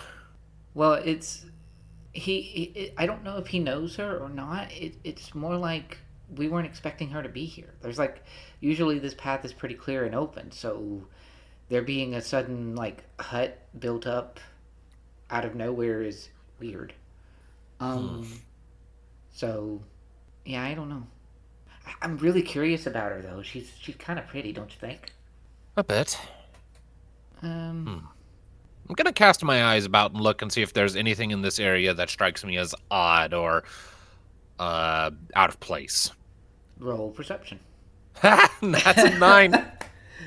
Locke ain't skunk, people. Locke is not skunk. Locke is not skunk, confirmed. Skunk has skills. Locke has a swampy sugar daddy. You had to say it like that, of course. Of course I did. Yeah, so Robiny sort of just watches the two of them for a bit and it's like, she's thinking to you. She's not entirely sure if the mental link will continue to work the way that you have it going because she's not entirely sure how your magic works. But she's just so I can just talk. We can just talk in our head now. As long as I'm within a certain distance, yes. It's like 30 feet, and it has to be intentional. This isn't mind reading, this is just talking with thoughts. If you don't want me to hear something, I will not be able to. And same goes the other way around. Oh, still really cool though. It's extremely handy for having conversations at night. Yeah. And then, you had tried to keep your eye around with the perception roll of 9. Nothing really strikes you as odd or different. It seems a pretty open environment, so not an ideal spot for an ambush. No, not really. After a little bit with you two still staying back, Pika will sort of give a nod to the woman and make his way back over here. And then as he gets closer to you guys, he just sort of whispers under his breath and just, she's not very helpful. And just shakes his head. Okay. So what's the situation? Well, for one, the lady back there was speaking in riddles. Didn't really tell me a whole lot of anything. Apparently this is the place that she's choosing to stay now. Which is weird because normally this path is pretty clear. I don't know who would want to spend like out here right in the middle of the sun. You have no canopy to protect you out here. Well, maybe that's why she's trying to build up a roof. Yeah, that would explain it. And then Robinese just like gets this big smile and she's can I tell him about your and she like points to her head. Oh, right, that. And I will shift it from her to the other one. I forget his name off the top of my head. Pika. And I will say to him, also, I can communicate telepathically within 30 feet. We've been having a nice little conversation back here. And you see on his face this, like, surprise, and then he blinks and... Neat trick. It is very neat. Regrettably, I can only do it with one person at a time. And I said that out loud. And then out loud himself, he's, well, what else you got? This lady's got something going on about her. She's weird. Well, I have the capacity to use plenty of offensive magic. I've been in my fair share of fights. It's not entirely mine, but, well, I'm not at liberty to divulge who I get my power from, but if we find ourselves in trouble, I can pull my weight in a fight. How are you at sensing magic? Did I get anything with my detect magic aura? Not earlier, no. Not unless you was to get closer. Not from this range, no. It has a very limited range, same range as my telepathy thing. And it only gives me so much information. It doesn't tell me exactly what spell it is or what it does, only if there's magic, and if so, what school it's from. Well, she's pretty preoccupied. Are you good at sneaking? I'm better than some, but honestly, I don't want to go poking my nose into someone else's business. That's fair. My main goal is to just get back together with my friends, so if she's of no danger to us, I don't want to get involved in her business or cause her any grief, so... That's very fair. I mean, she's not blocking our way, is she? No. Speaking in riddles is annoying, but it doesn't necessarily stop us from just walking by. No. You're right. Okay. Alright. So, we can, make our way just around, and hopefully nothing comes of it. She's just... Alright. And... I'm going to do something real quick. Mm-hmm. I'm going to expend a sorcerer spell slot. Ooh. And I am going to cast Unseen Servant, one of my warlock spells. With a sorcerer spell. Yeah, with a sorcerer spell slot. Because I can do that, right? I can change out the spell slots. Okay. All right. And once my Unseen Servant manifests, just to sort of Like there's like a brief moment where like the air kind of clouds over for a second before clearing up. I will find a nearby stick, and I will hand it to my unseen servant, and I will provide the instruction: trail behind us, at most by 60 feet. Pay attention to our surroundings. And if at any point you notice something is following us, snap the branch and then dispel. That's an interesting command for an unseen servant. It's a little complicated. I'm hoping it'll work. It's basically just follow us. If there's something following us, snap a branch. Like, do something to make noise. The idea is that he's a warning system. So, you're basically going to have it follow you, and if it sees anything bad or untoward or any of that nature, it'll alert you or whatever. Nice. Okay. I do make sure the branch is sufficiently thin that he would actually be able to snap it, because a strength of 2 is not very much. He has less strength than Locke does, imagine that. Yeah. I'm 3 times stronger than he is.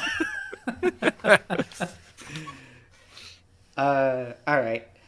So, you were going to try to sneak on by, or walk on by. I was thinking we were just going. Like, if we sneak, that makes us seem suspicious. Let's just go. Yeah. And as you begin to sort of make your way across, as you sort of cast up that spell, and you hand your unseen servant a small little branch, and it just sort of floats there as the unseen servant is carrying it. And Robiny will sort of just blink and watch with fascination, and then Pika will like take her hand and guide her on this way. It's like, come on, let's go. Right, and I follow along. So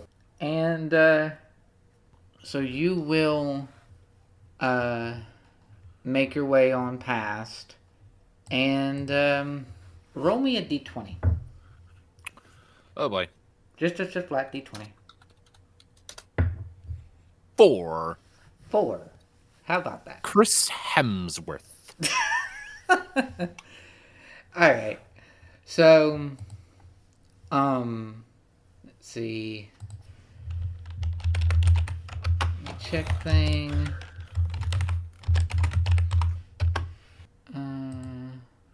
You walk on by. Pika sort of registers your 30 feet range and will try to give a bit of a conscious wide berth to your travel around. And then the individual there, as you're making your way across,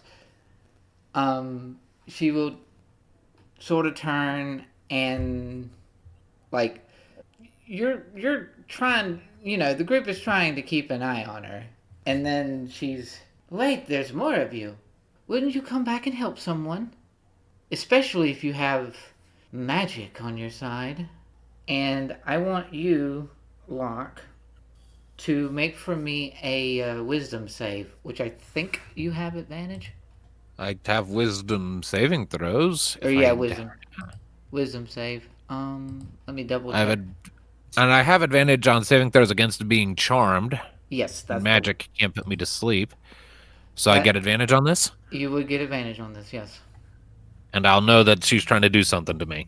Assuming that you fail, you're gonna pick up on it. Yeah. 16. Yeah.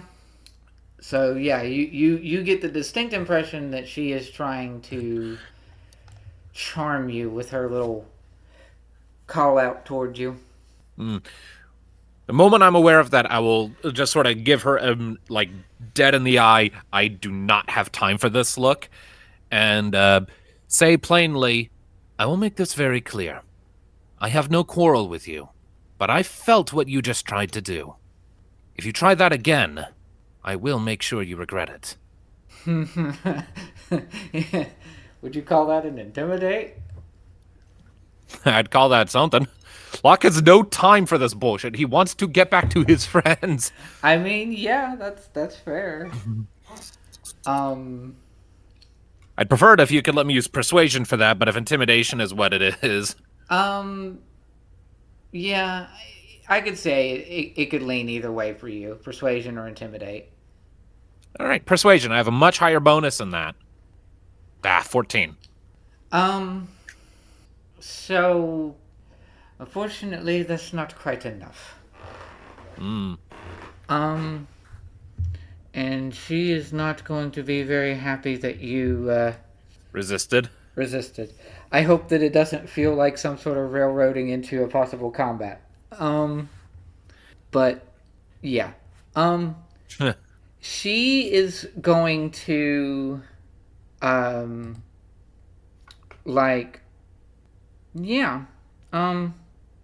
she is just going to, there's no other eloquent way to put it. She's just going to scream extremely loudly. Banshee or something? Akin to one, yeah. So, let's do, Is this initiative? 9. Of course I'm last. it is not a surprise round because you are aware of her, so her having first turn is fine. I'm going to say that she does her shriek. I want you and the Dryad kids are going to make for me a Constitution saving throw. 8. 8. Cool. 17 for Robiny. So, question, I don't know if I actually have it, but it's still in my inventory. The ring that Oak gave me. Mm-hmm. Does that do anything right now? Warding bond ring. Yeah, that thing. It is Like, is he suddenly gonna just start accumulating wounds as I'm fighting this thing? the way that warding bond is a spell that I believe it takes concentration to maintain. It just uses the material component of the ring. So it's not going to do anything here because Oak's not here. Gotcha. So that is funny enough. Both of the kids resist. You don't. Yeah. And that is you're going to take 7 psychic damage, and Bringing me down to nice hit points.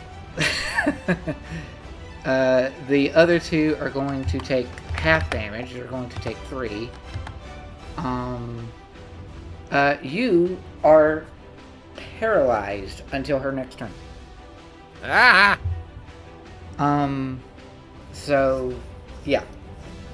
And then Robiny is going to get her turn, and she is going to immediately run over here to this tree and hide. She does not like this, though she is also not good at hiding. But she gets advantage on it because it still kind of counts as a forest, being a dryad. Yay. And so she is going to roll stealth. Hooray. She does have advantage. I will roll it again because advantage. Her 16 was better, and she's hiding in the trees over here. And then Pika, seeing the look of pain that you have going on, and like dropping to one knee, kind of, you're not necessarily prone, you're just like not in a good way at the moment. Pika is going to see that, and he is going to basically call to both of you, stay back, you two. I got her. And he is going to run up here. Is that enough distance that he can take? I know he can because he can go all kinds of far. Yes. And he is going to take some swings at this lady. 8, 14. Does a 14 hit you? No, it does not. God, you have high armor. Okay. So extra attack, roar. No. Flurry. Rar. No. Good God. Darn. Okay. So, Pyka will run up and just start waylaying on this chick, like pop monk style, because he's a monk. And he will miss entirely. And it's like, he like swings at her, and you see that, you even in your paralyzed state, see that his hits should connect, but they are just missing her entirely. And then she's just dodging that fast. Yeah, there's just something in how she moves that just makes it not work. And her smile just gets bigger. You are paralyzed. But if you have something that you could theoretically do that would not require you to move, and technically your awakened mind would not require your mouth to move for you to speak. True. I can't take actions or reactions. Right. Can I still take bonus actions? Let's see. Double check incapacitated. Can't take actions or reactions. As long as it doesn't require, depending on what kind of bonus action you're thinking of, I can give it to you. The ones I'm thinking of would require verbal components, and I cannot speak. I was thinking of like using a spell to move myself, like Misty Step, but that requires a verbal component. Yep. How close am I to this thing? 35 feet, so I can't awaken mind to her. All right. I guess I'll just in my state awaken mind to Pyka. This shit always happens to me. I swear to the gods. Just exasperatedly communicate my frustration to these two. Just like, why? Why? Yep. I was having a nice day. Until you were whisked away, and now you're fighting this weird chick. So, yeah. Pyka is just, yeah, I can take care of her if she'll just freaking hold still. And then, oh, you're having such problems, aren't you, dear? And, she will, do a thing. The damage I took earlier was psychic, you said? Yes. Okay, I regained 4 hit points because I forgot that I have resistance to psychic damage. That's fair. That's nice. Yeah, I'm just going through all my feats again because it's been a bit. Okay. So, hey Pyka, give me a wisdom save there, bud. Ooh. Okay. Two things are going to happen here. First, Chicky is going to, you're going to see from your distance away, she's not being subtle about it. She just sort of, she's slightly taller than even Pyka is, and she just sort of gestures down as if she's whispering to him something. And as she speaks, she is going to, transform, because she does that. Let me get you out of here and put the right token in your place. Boop. Oh, goody, a hag. Uh-huh. Yep. And then for, she will finish her turn with her spell cast, and you see that Pyka turns his anger and aggression towards you. And then Robiny sort of looks up and looks to Pyka, and what are you doing? What? I'm no longer paralyzed, right? Because the her hag's turn's turn over. ended. Yeah, you're no longer paralyzed. Do I have a chance to say anything to this? Yes, you can, because Robiny's not going anywhere, so Robiny's turn can be like a mini conversation. Yeah, I'll just say, damn it, it's a hag. He's charmed, probably. And Pyka is, Robiny is just sort of, confused and not sure what to do at the moment. And then Pyka. he will come down here towards you. Does this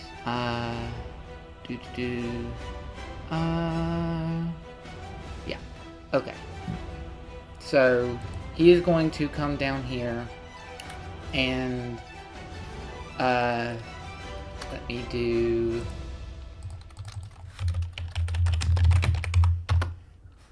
make for me a wisdom saving throw. Wisdom. Mm-hmm. 16. Cool. So, Pika comes running down to where you are, or just before where you are, and he sort of makes big sweeping gestures with his hands, as if he's like shadow boxing almost. And the air just sort of coalesces around you as if it's trying to hold you. And then you push it away. You're just, no. And then it's your turn. All right. Grumpily, I will, gonna move myself to about there. Okay. I will briefly awaken mine to the hag and say to her, I fucking warned you. And I am going to cast Blight on her with one of my Warlock spell slots. Okay. So that'll be 98. Constitution saving throw there, Miss Haggy. Let's see. Okay. So that is 38 points of damage. Uh-huh. Let's see. And then 38 points of damage to the hag. Yep. And double checking, she doesn't have any kind of... Okay. Yep. So... Alright. Yep. And she is just going to scream because you blighted the crap out of her. And there is no, effect to this scream. This is just a natural scream of, ow, that hurt. Alright. And I will finish my turn by adding, stand down now, or the swamp will swallow you whole. And trust me, mine is deeper than yours. Intimidate. Because that's definitely an intimidate. That's not no persuasion. Yeah, Locke's fucking done at this point. It's like, God damn it. Do I get advantage because I hurt her so much first? Sure. Nat 20, 23. Wow. Okay. 21, 23. Wow. Okay. So, actually, it's an important note. You dealt 38 damage to her? Yes. What is your... Oh, is it like her charm is on concentration? Yeah. Nope. Okay. So, because it's technically not the charm person spell that she used. She used a different Some spell. other. So she will be, sort of taken aback by your intimidate. And then she just sort of, she just goes quiet, and her turn is going to be spent sort of backing into her hut, and you see that, you see it now because you're kind of looking into the dilapidated doorway of her hut, that she has a, it's kind of akin to some sort of bell, or it's almost like a Western dinner bell kind of thing. And she is going to just step back into the hut and then ring that. Oh, goody. And then Robiny, for her turn, she's just, Pika, why are you, what's happening? And then she, let's see, what can you do, honey, of anything useful? Is this a, I think it's a spell she might have. Let me double check.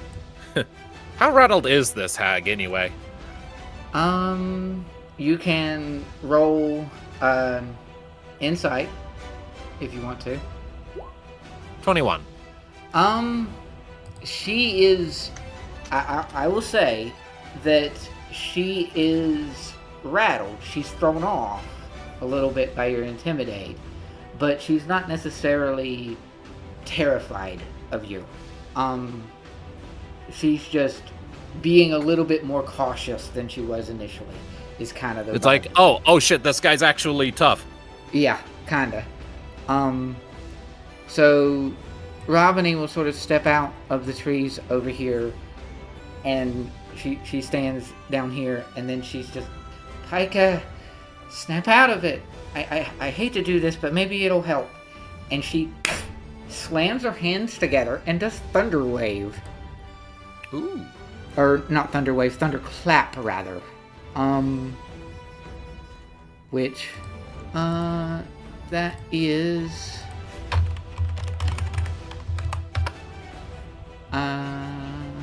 very, very loud.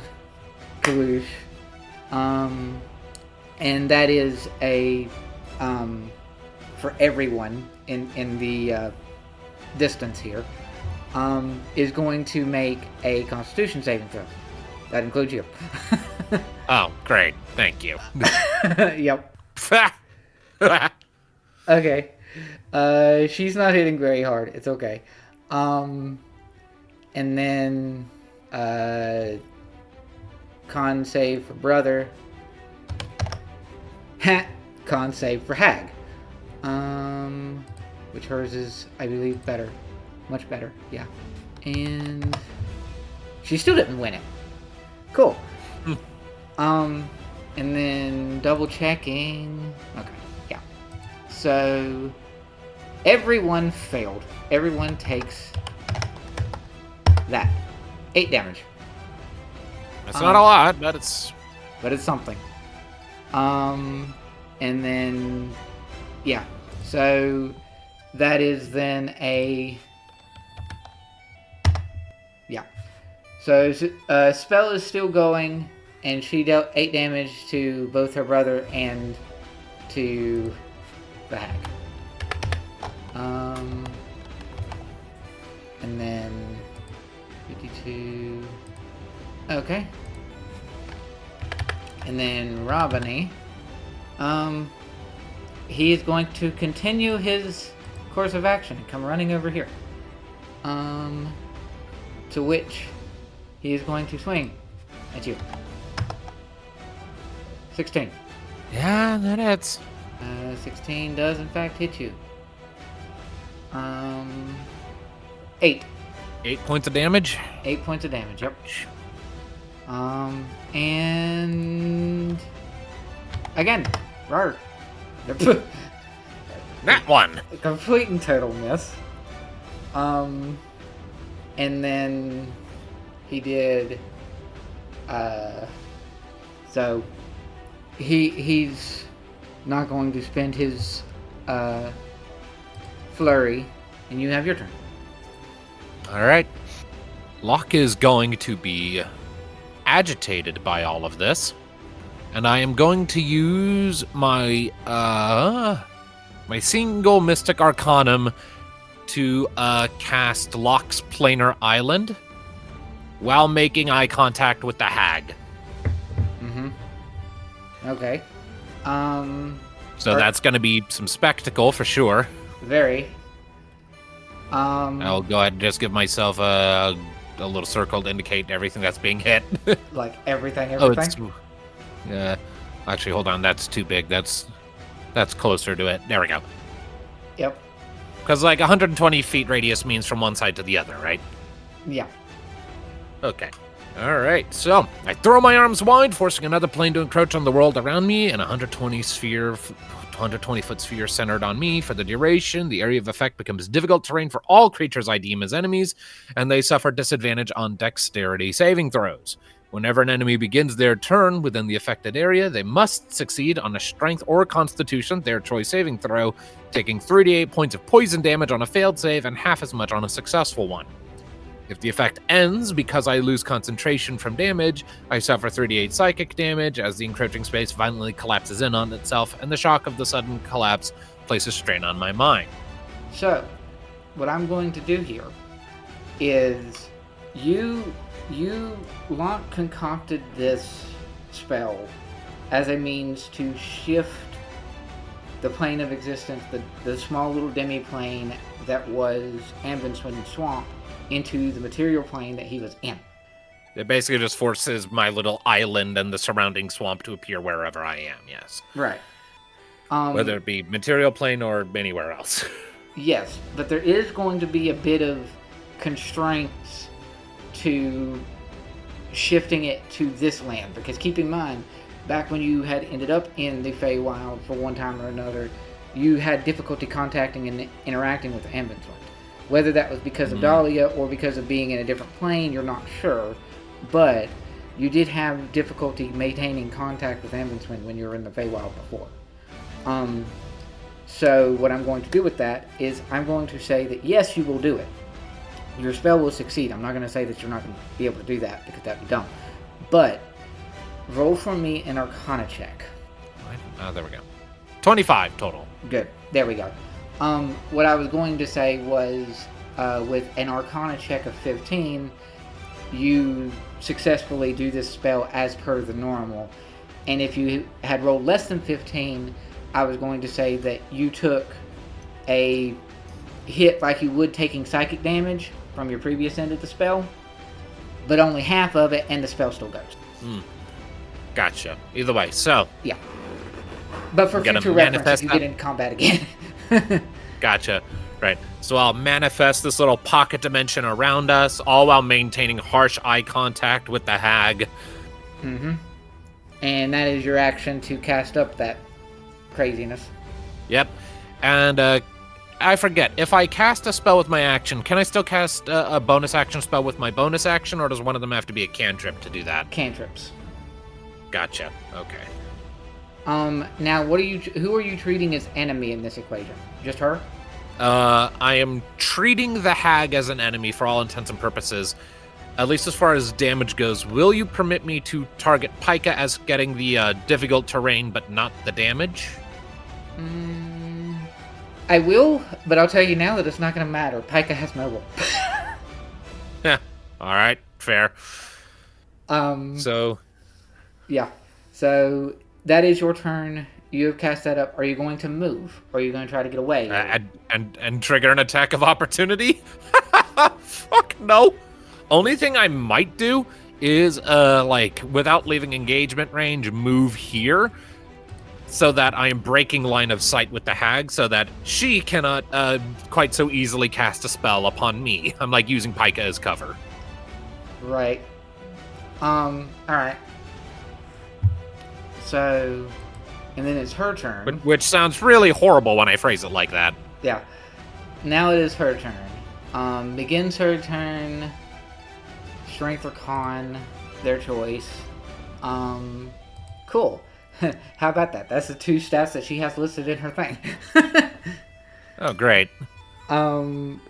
So, yeah. We will do DC 16, was it? Yeah. Jesus. Well, she still takes half damage. So that's 7. So she will take 7, and then, yeah. And she sees that this is, like, all around her, and, you've changed the environment up quite a bit. Yep, a whole bunch of swamp trees are just appearing now. There are dragonflies, there's this thick, smelling mist everywhere. And my big, glowing willow tree kind of appeared where I cast the spell, so...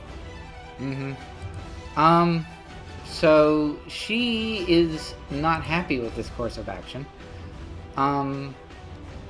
And she is... Trying to scare her. Yeah, she's...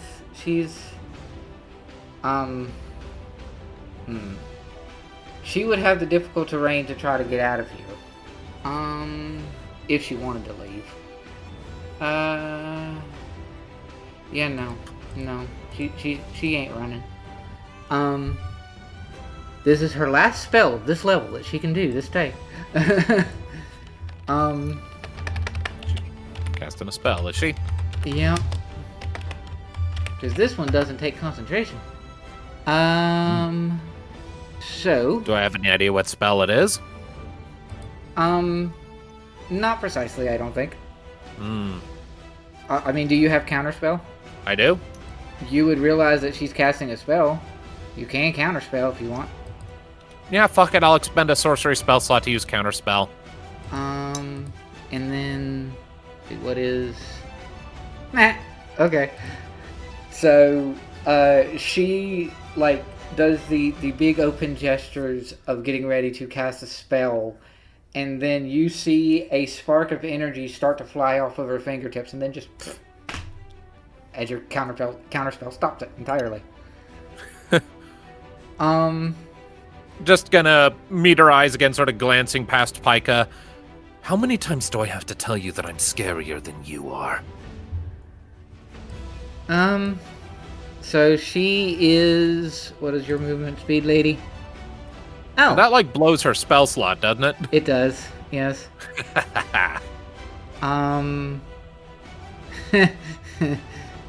So you have difficult terrain? Yep. And she zaps to do it, and this isn't a spell for her to cast. She just has it.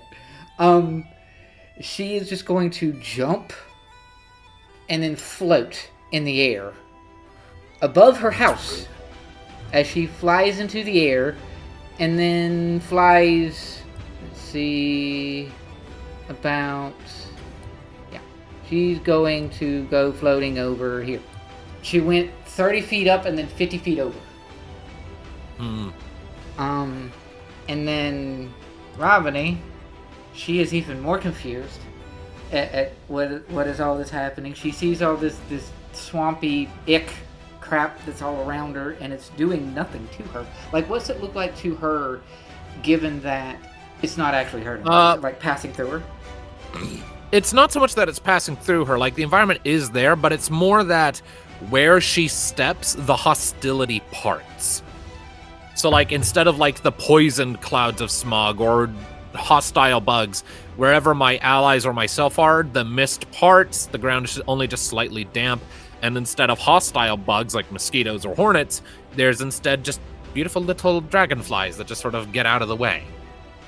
She is,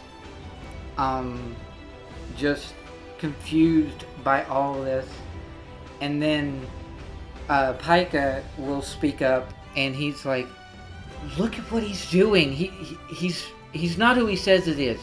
Robiny, help me. And then there's going to be a brief little persuasion thing. Nope. And Robiny's, why are you attacking him? I don't want to bring Lilac into this, Pika. And then she just sort of steps back. She kind of hopes that the hag is just going to fly away, and that is her turn. Pika's going to swing on you again. 17. Entropic Ward. Okay. So he has disadvantage. Miss. That misses. And I have to... So, does that last until, like, for all of his attacks on this turn? When an enemy attacks me, I can react and impose a disadvantage on it. I think it only works for one attack, like, because it's just a reaction. So it is only on one attack. 22. 22 does hit. 1d6 plus 4. 9. He's... at this point, yeah. Roll for me a con save. Not necessarily good at those. 13?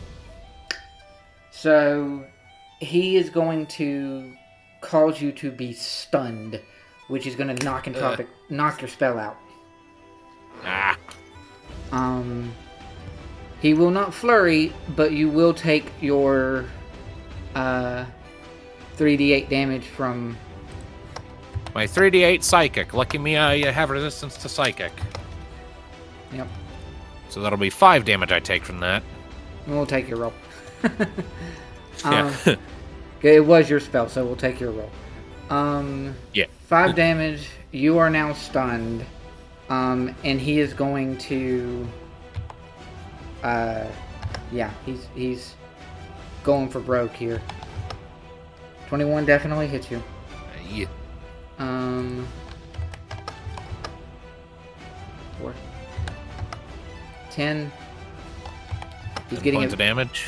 Yep, he's getting advantage technically because you're stunned. Yeah. So, 4. Did I roll the wrong thing? Yes, I did roll the wrong thing. 7 more. 7. So you are currently stunned, and it is to the hag's turn. So you know the moments of like something's coming out of the woodwork, in like your stunned state and like your worried state and all this. You're going to see the hag has floated up into the air, and you're going to start to hear like screeching, like calls, almost akin to like bird calls in a way. And she is going to get a bit of a posse going on here, a crew behind her. Let me get you over here. And... boop. Oh, goodness. And what are those? Those are harpies. Oh, great. And I am going to do a roll for them, and I'm just going to put them all on the same initiative because they're basically going to act akin to mooks. And not have a whole lot of HP or shenanigan going on. So they go after me. Gotcha. Yep. And then the swamp is all gone, and all that craziness is gone. And Robin's just... Pika, I don't think he's... Oh. And you know what? I think she's going to do it. I think she's reached the point where it's realized, this is serious. Yeah, I think she's going to do it. So Robin just sort of focuses her energy. She sees that the swamp is gone. She did not like that the swamp was here. And she is going to like focus all of her energy into herself for a minute. And you're going to see, like, you had this moment of bringing up, like, swampy areas and all this. And in your stunned state, you just get the barest glimpse of there's, like, almost a... I mean, you do have your detect magic and you can sense magic and things. There's a very almost primeval magic that comes over Robin right now, and she is just going to focus, and then right here, right behind you, you're going to have, and yes, this is totally what it is, a very large lavender pink dinosaur. That is adorable. And he just, or she rather, she just appears and just, and, Ravani will hop onto her back as the rest of her turn, and then put the front being on her back, and then, is it, I think it's verbal, and like, she will just be like, Lilac, grab him, and the dinosaur while you're stunned from the other. You're not prone, but you are stunned. The dino is going to grapple you with his mouth, or with her mouth. Right. Let's see. This is gonna be at advantage because it's technically an attack, and you are stunned. So 21 gets you anyway, but it doesn't matter. So, yeah. And you being stunned, you can't resist grapples. So you are, however, going to get bit. Because she can't be gingerly about this. I understand. So you're gonna take 12. Ow. Ow. And she will grab onto your shoulder and then pick you up off the ground. And since it's forced movement to get out of range, Pika's not going to get any kind of reaction attack done. And she's just going to then, like on a horseback, smack the side of Pika of Lilac's neck where she's sitting, and say something in a language that you can't understand, and then Lilac is just gonna run. Or are we leaving Pika behind? You are, yes. I don't like that. So that will, what's your movement speed? Let me see if she will go. She will go at a run, and then we do. After a minute, you're gonna come out of your stun effect as Robiny sort of taps at Lilac's side, and Lilac will start to pick up speed as to trying to get away. And as you're coming to, this is actually funny, as you're coming to and Lilac is running, you will see Pika is actually giving chase. Oh, good. So we don't have to go back for him. And he is fast. Huh.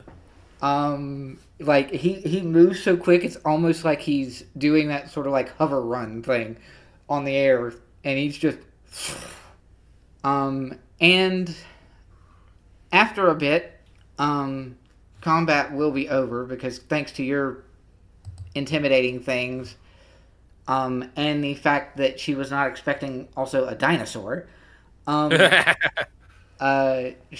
hag is going to stop with her thing. So it shows he's turning like, I could win, but it would be too much effort to chase them down considering the legitimate risk they pose. That's part of it, and then another side of it is just like, it's not worth the time. And so she will actually drop concentration on her spell, because she's given up on this.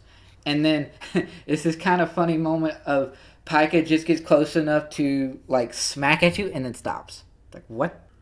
And then he sort of shakes his head and Robiny, stop. It's fine.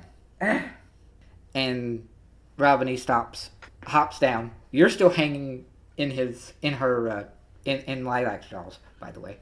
And then Robiny's just, what? Why? What? You saw what kind of magic he did. Lilac, you can let him go. Oh, thank you. Oh. So what kind of...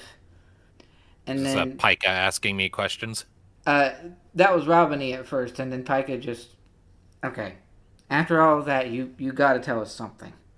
Where is it exactly? You know what? Where exactly is it that you get your magic from? A fair question. Tell you what. I'll give you an answer. Any answers you want. But first, I would like it if we put some more distance between us and that hag.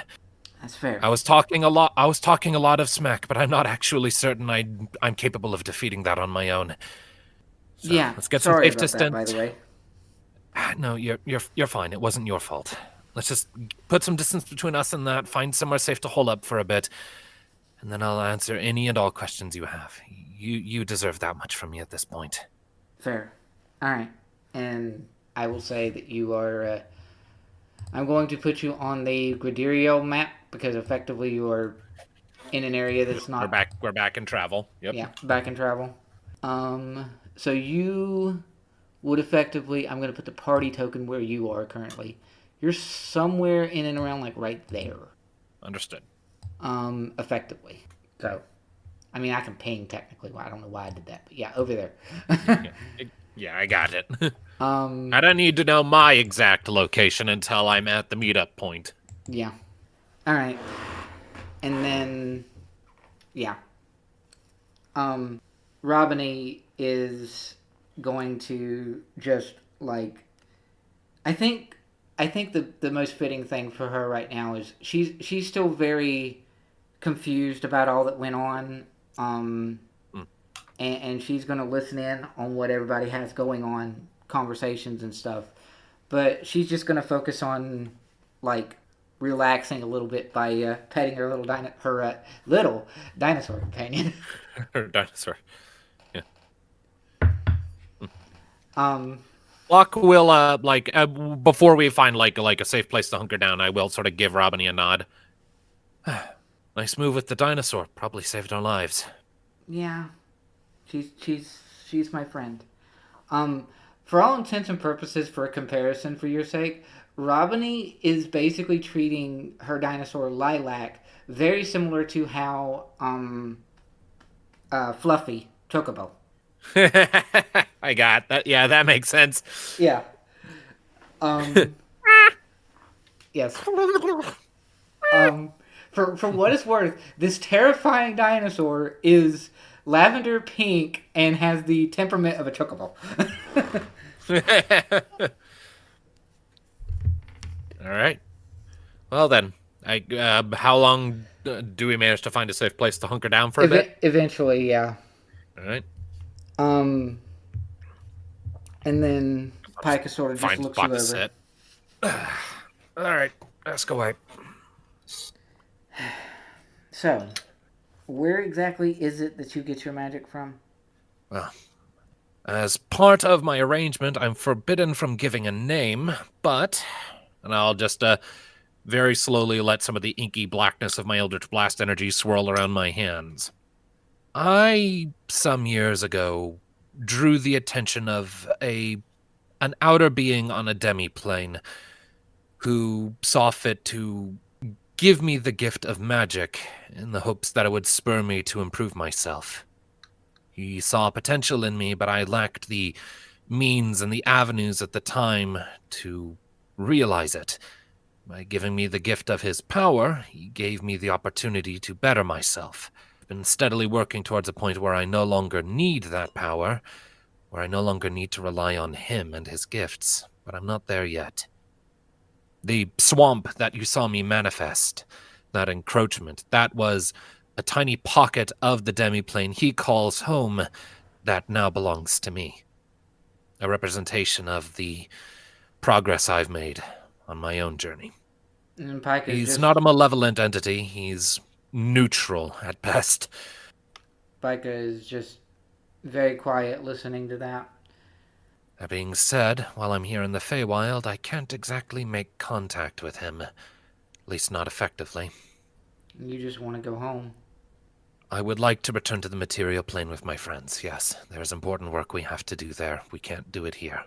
And also, as long as I'm on this plane, I'm not exactly safe.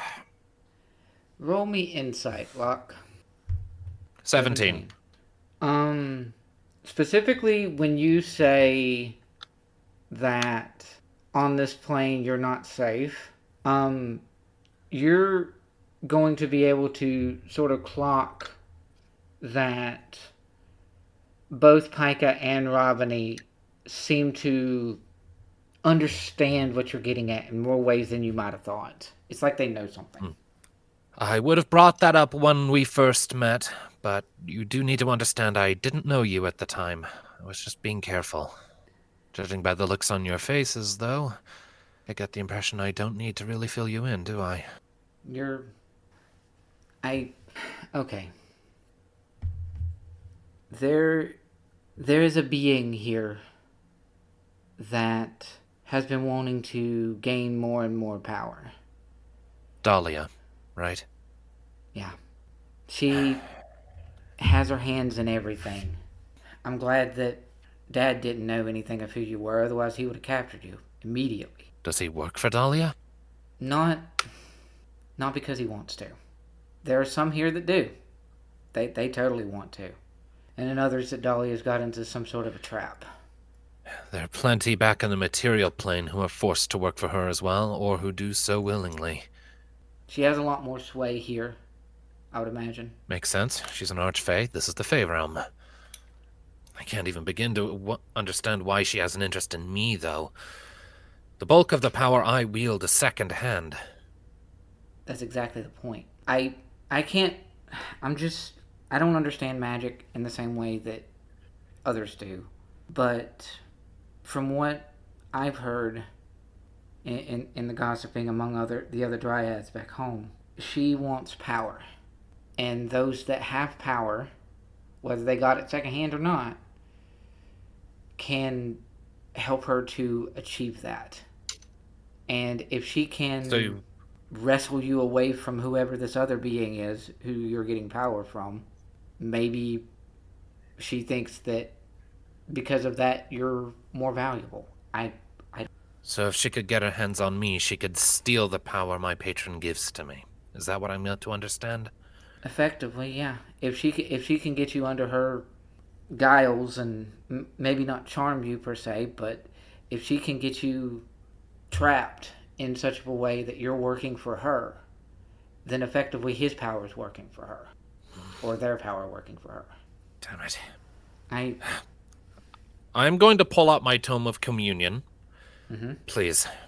My friends and I, we've been involved in this longer than I care to admit. Dahlia's been a major problem for us back home for a while now. And it's becoming a problem again.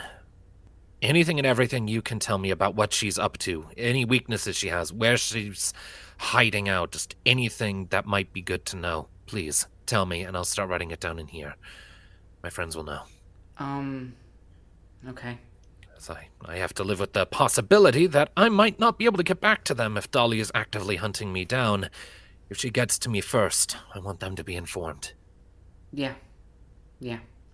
Okay. And again, I am sorry I didn't bring this up sooner. No, it's better that you didn't. Like I said, if Dad would have gotten wind of who you were, he would have been... Yeah, that wouldn't have been good. But... All right. We're not bound the same way that he is. And especially considering that you seem to be able to comprehend the magics of what was going on, and you didn't strike at me whenever you were able to tell that I was not of my own mind. So, in accordance with that, despite the fact that I didn't show any trust at you really at all at first. Well, your lack of trust in me was perfectly justified. I was being cagey about what I needed and what I wanted. And on top of that, well, you didn't know me. But at the same time, you're helping me. You're escorting me, showing me the way. I owe you a debt, first and foremost. And I'm not in the habit of punishing people for things that aren't their fault. And besides, I have killed an innocent person by accident before. I refused to do it on purpose. Been there. Alright. So... information, shall we? Yeah. And then as you guys start to bring up and start to... Or would be starting to talk about that, I think what I'm going to do is say that effectively your little slot of this will end here. I will give you. I will like write down some specific things between now and tomorrow, so that you could say that you wrote it into Tome of Communion to give to the rest of the party. All right. And I believe Oak is the one with the other tome. Yes. Yep. All right. And Locke would know that because he would, it would register to him that Oak was writing it. Oak would tell him that and all that other stuff. But I'm going to end this little thing with a more sort of adorable moment of Robin. He's like, but first, you should probably eat something. And the amusing thing here is Lilac will like give almost like a soft, playful animal, like good pet headbutt. And because she's so much bigger, it's like she's not used to her size. She's so much bigger, she like, and you don't have a whole lot of strength and you're hurt, she's just gonna knock you on your butt.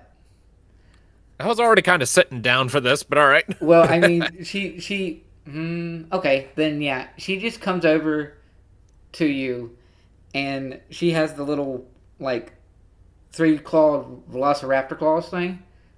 Mm-hmm.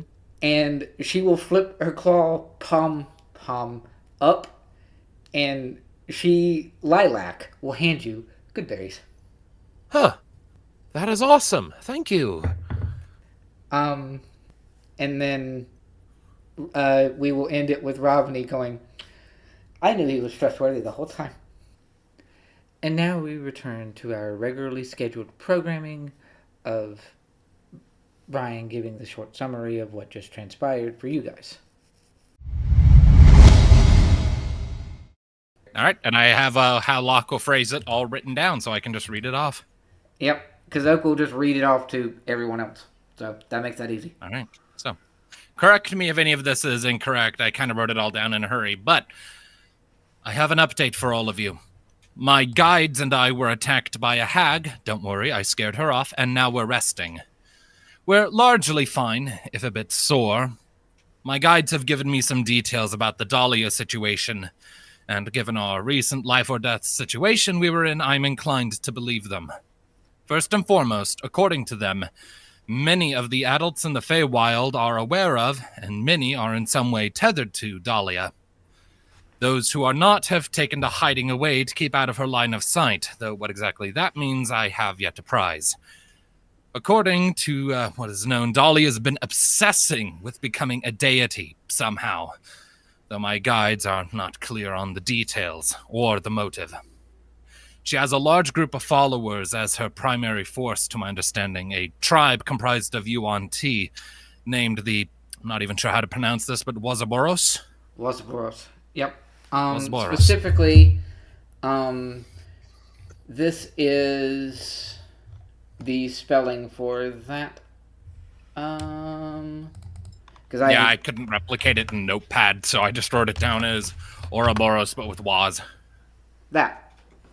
Yeah.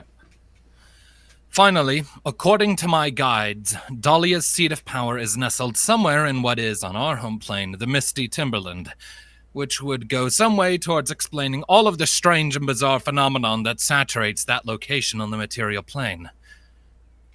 Given all of this, I guess I don't need to reiterate to all of you that we should probably be getting to me quickly. I don't like being here without the whole group.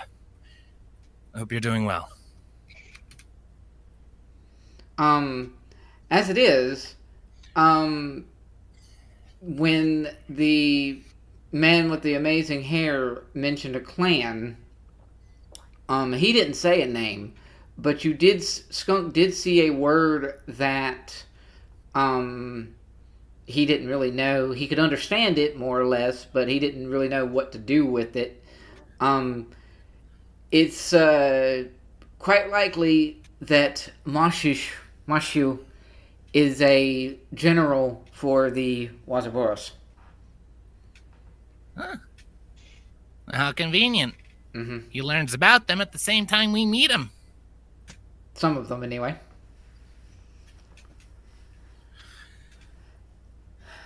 Alright, so I guess we continue onward.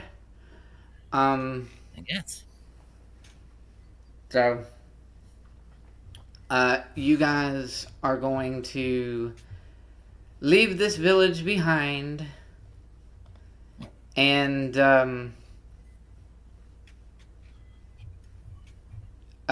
exit and continue onwards. Who would you say would be the last of your group to actually leave the village? There's no real reason for you guys to be ordered, but it's actually I'll do it this way. David, roll me a d6. Boop. That's a 4. Let's see. 1, 2, 3, 4.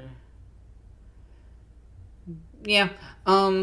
So as you guys are exiting and leaving the village, this lovely little individual will sort of come up behind you, and she ends up getting to Cad first, because Cad is the biggest of the group and it's easy for her to catch. Well, when he's not running, he's easier for her to catch. Easier to put hands on. Sure, if you want to make it sound weird. So yeah, she will sort of like pull on your cloak or gi or whatever that you have going on. It's like, wait.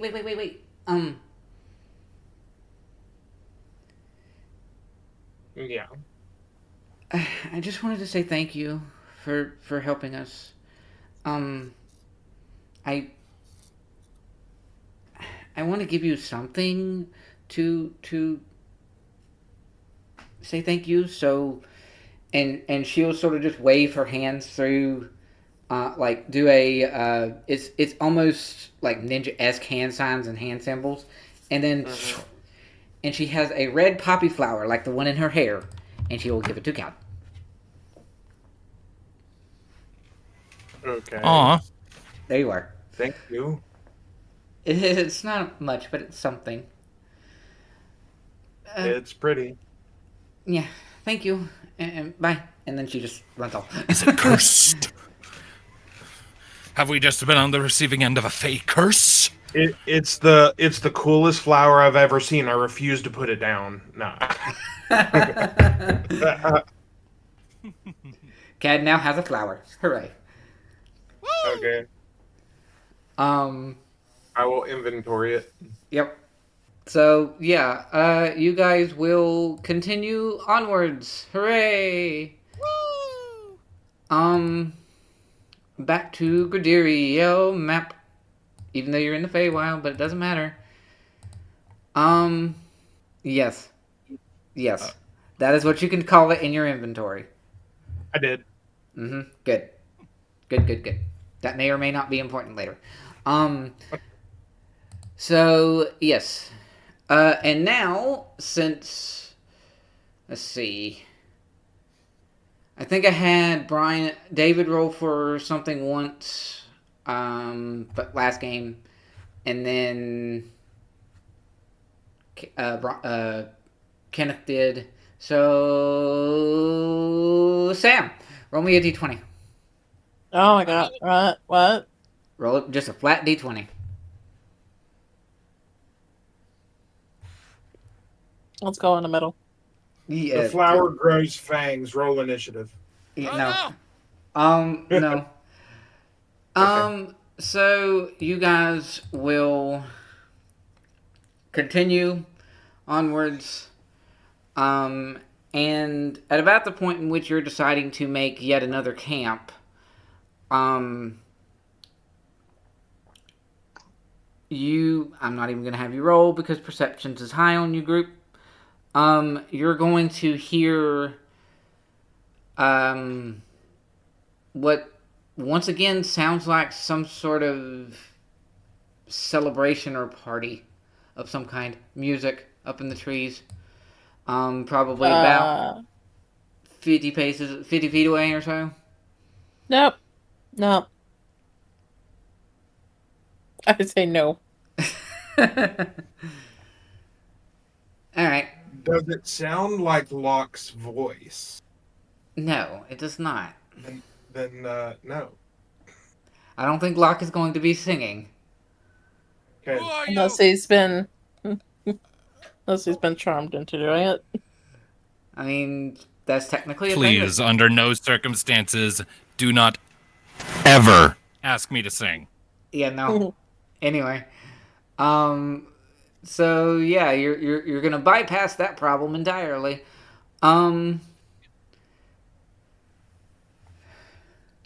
Because I just did a invisible roll to see if they would chase or try to even care, and they don't. So, huzzah! You guys are going to continue onwards on your long trek. And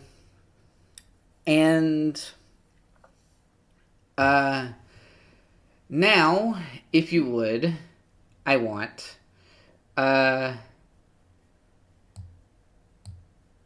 Brian to roll me a d20. Ah, fuck. Mm-hmm. That one, let's go. That is a 6. 6. All right. So, Was every day just have some bullshit attached? potentially, yeah, depending on what you guys decide to do. He has a table with 20 things. No, well, I have several things on a table, yes, though not necessarily 20 things on a table. It's 19 things, and then 20 is roll 3 times. No. Okay. So you will set aside to make camp once again. This time you will not hear anything currently from your campsite. It's eerily quiet. I wake everyone up. Ugh. No. So let's do some watches for the night in this particular spot. Okay. Starting with That makes me think. How would a sundial work in the Faewyld? it would not. It wouldn't. Yes. Yeah, no. So So it's a perception, yes? yes. Let us do Perception, yes. Perception, yes. Well, I yes. smell It, 22. 31, nat 20 for my watch, just so we know. Yeah. Let's just do everybody's perception rolls all at once because that's easy. A nice middling roll for Bjorn. That's a little above middling. Your bonus is only +2. Yeah. Alright. Smell 22 for a cad. Skunk got a 31. Bjorn got a 15. Oak's 23. Young's a 15. And then Silver's a 17. So, with... Yes, I know you know. Shush. I was counting it for my own brain.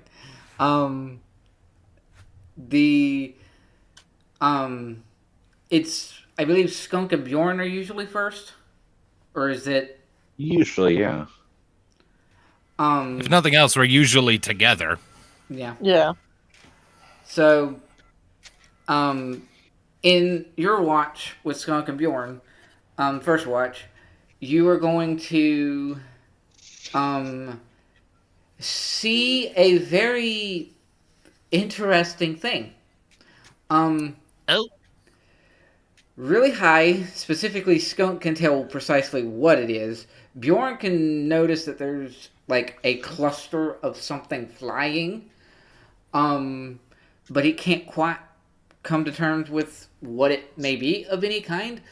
And looking high above Skunk with the 31 perception of holy crap, you will see a large gaggle of winged humanoids And one humanoid that is among them that is also flying but does not have wings like the others. And they're probably about 80 feet up and just flying due north, technically off the map. Do I know what these creatures are? Roll nature, sure. Yeah, I actually have that. 19. You're not entirely sure what the non-winged individual is precisely, but the winged folks make Skunk think of harpies. I'll relay that to Bjorn. Eyes up. Harpies. I don't think they've noticed us, but they're there. Bjorn got does not something with him, approve too. of them. They got something with them, too. I don't know what. Something without wings, but it's flying just fine.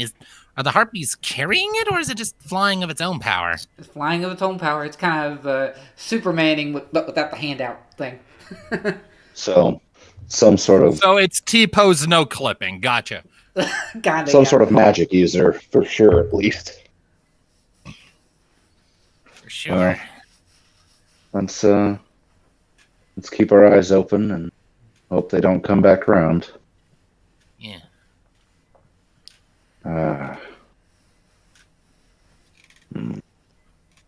Yep.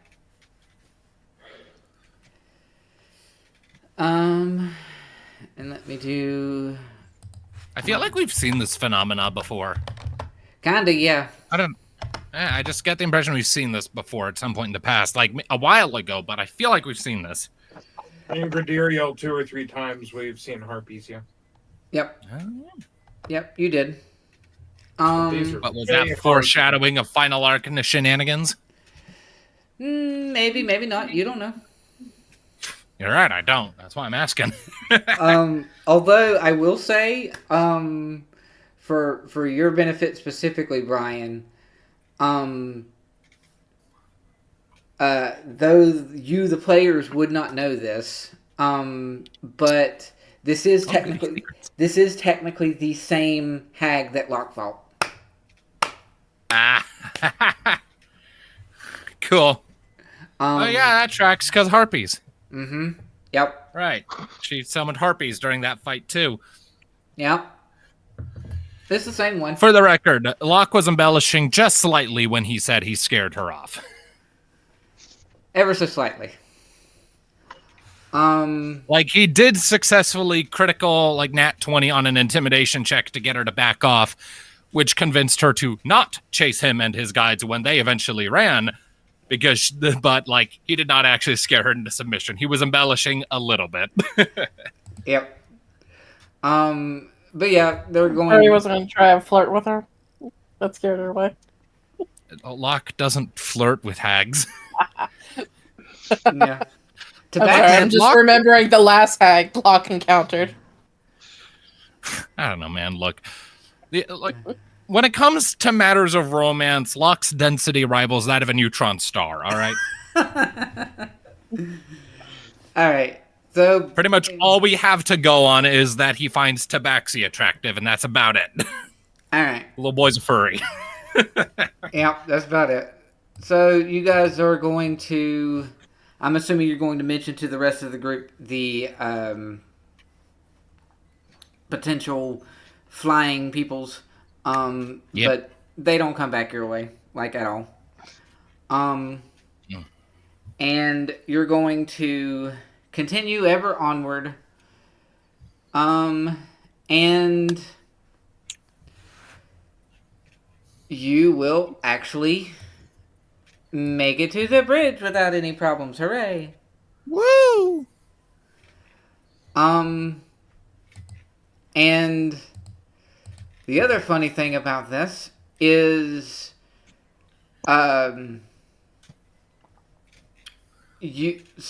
Locke technically would have had, shorter distance to go. So unless something has happened to him, he should be here. Yes.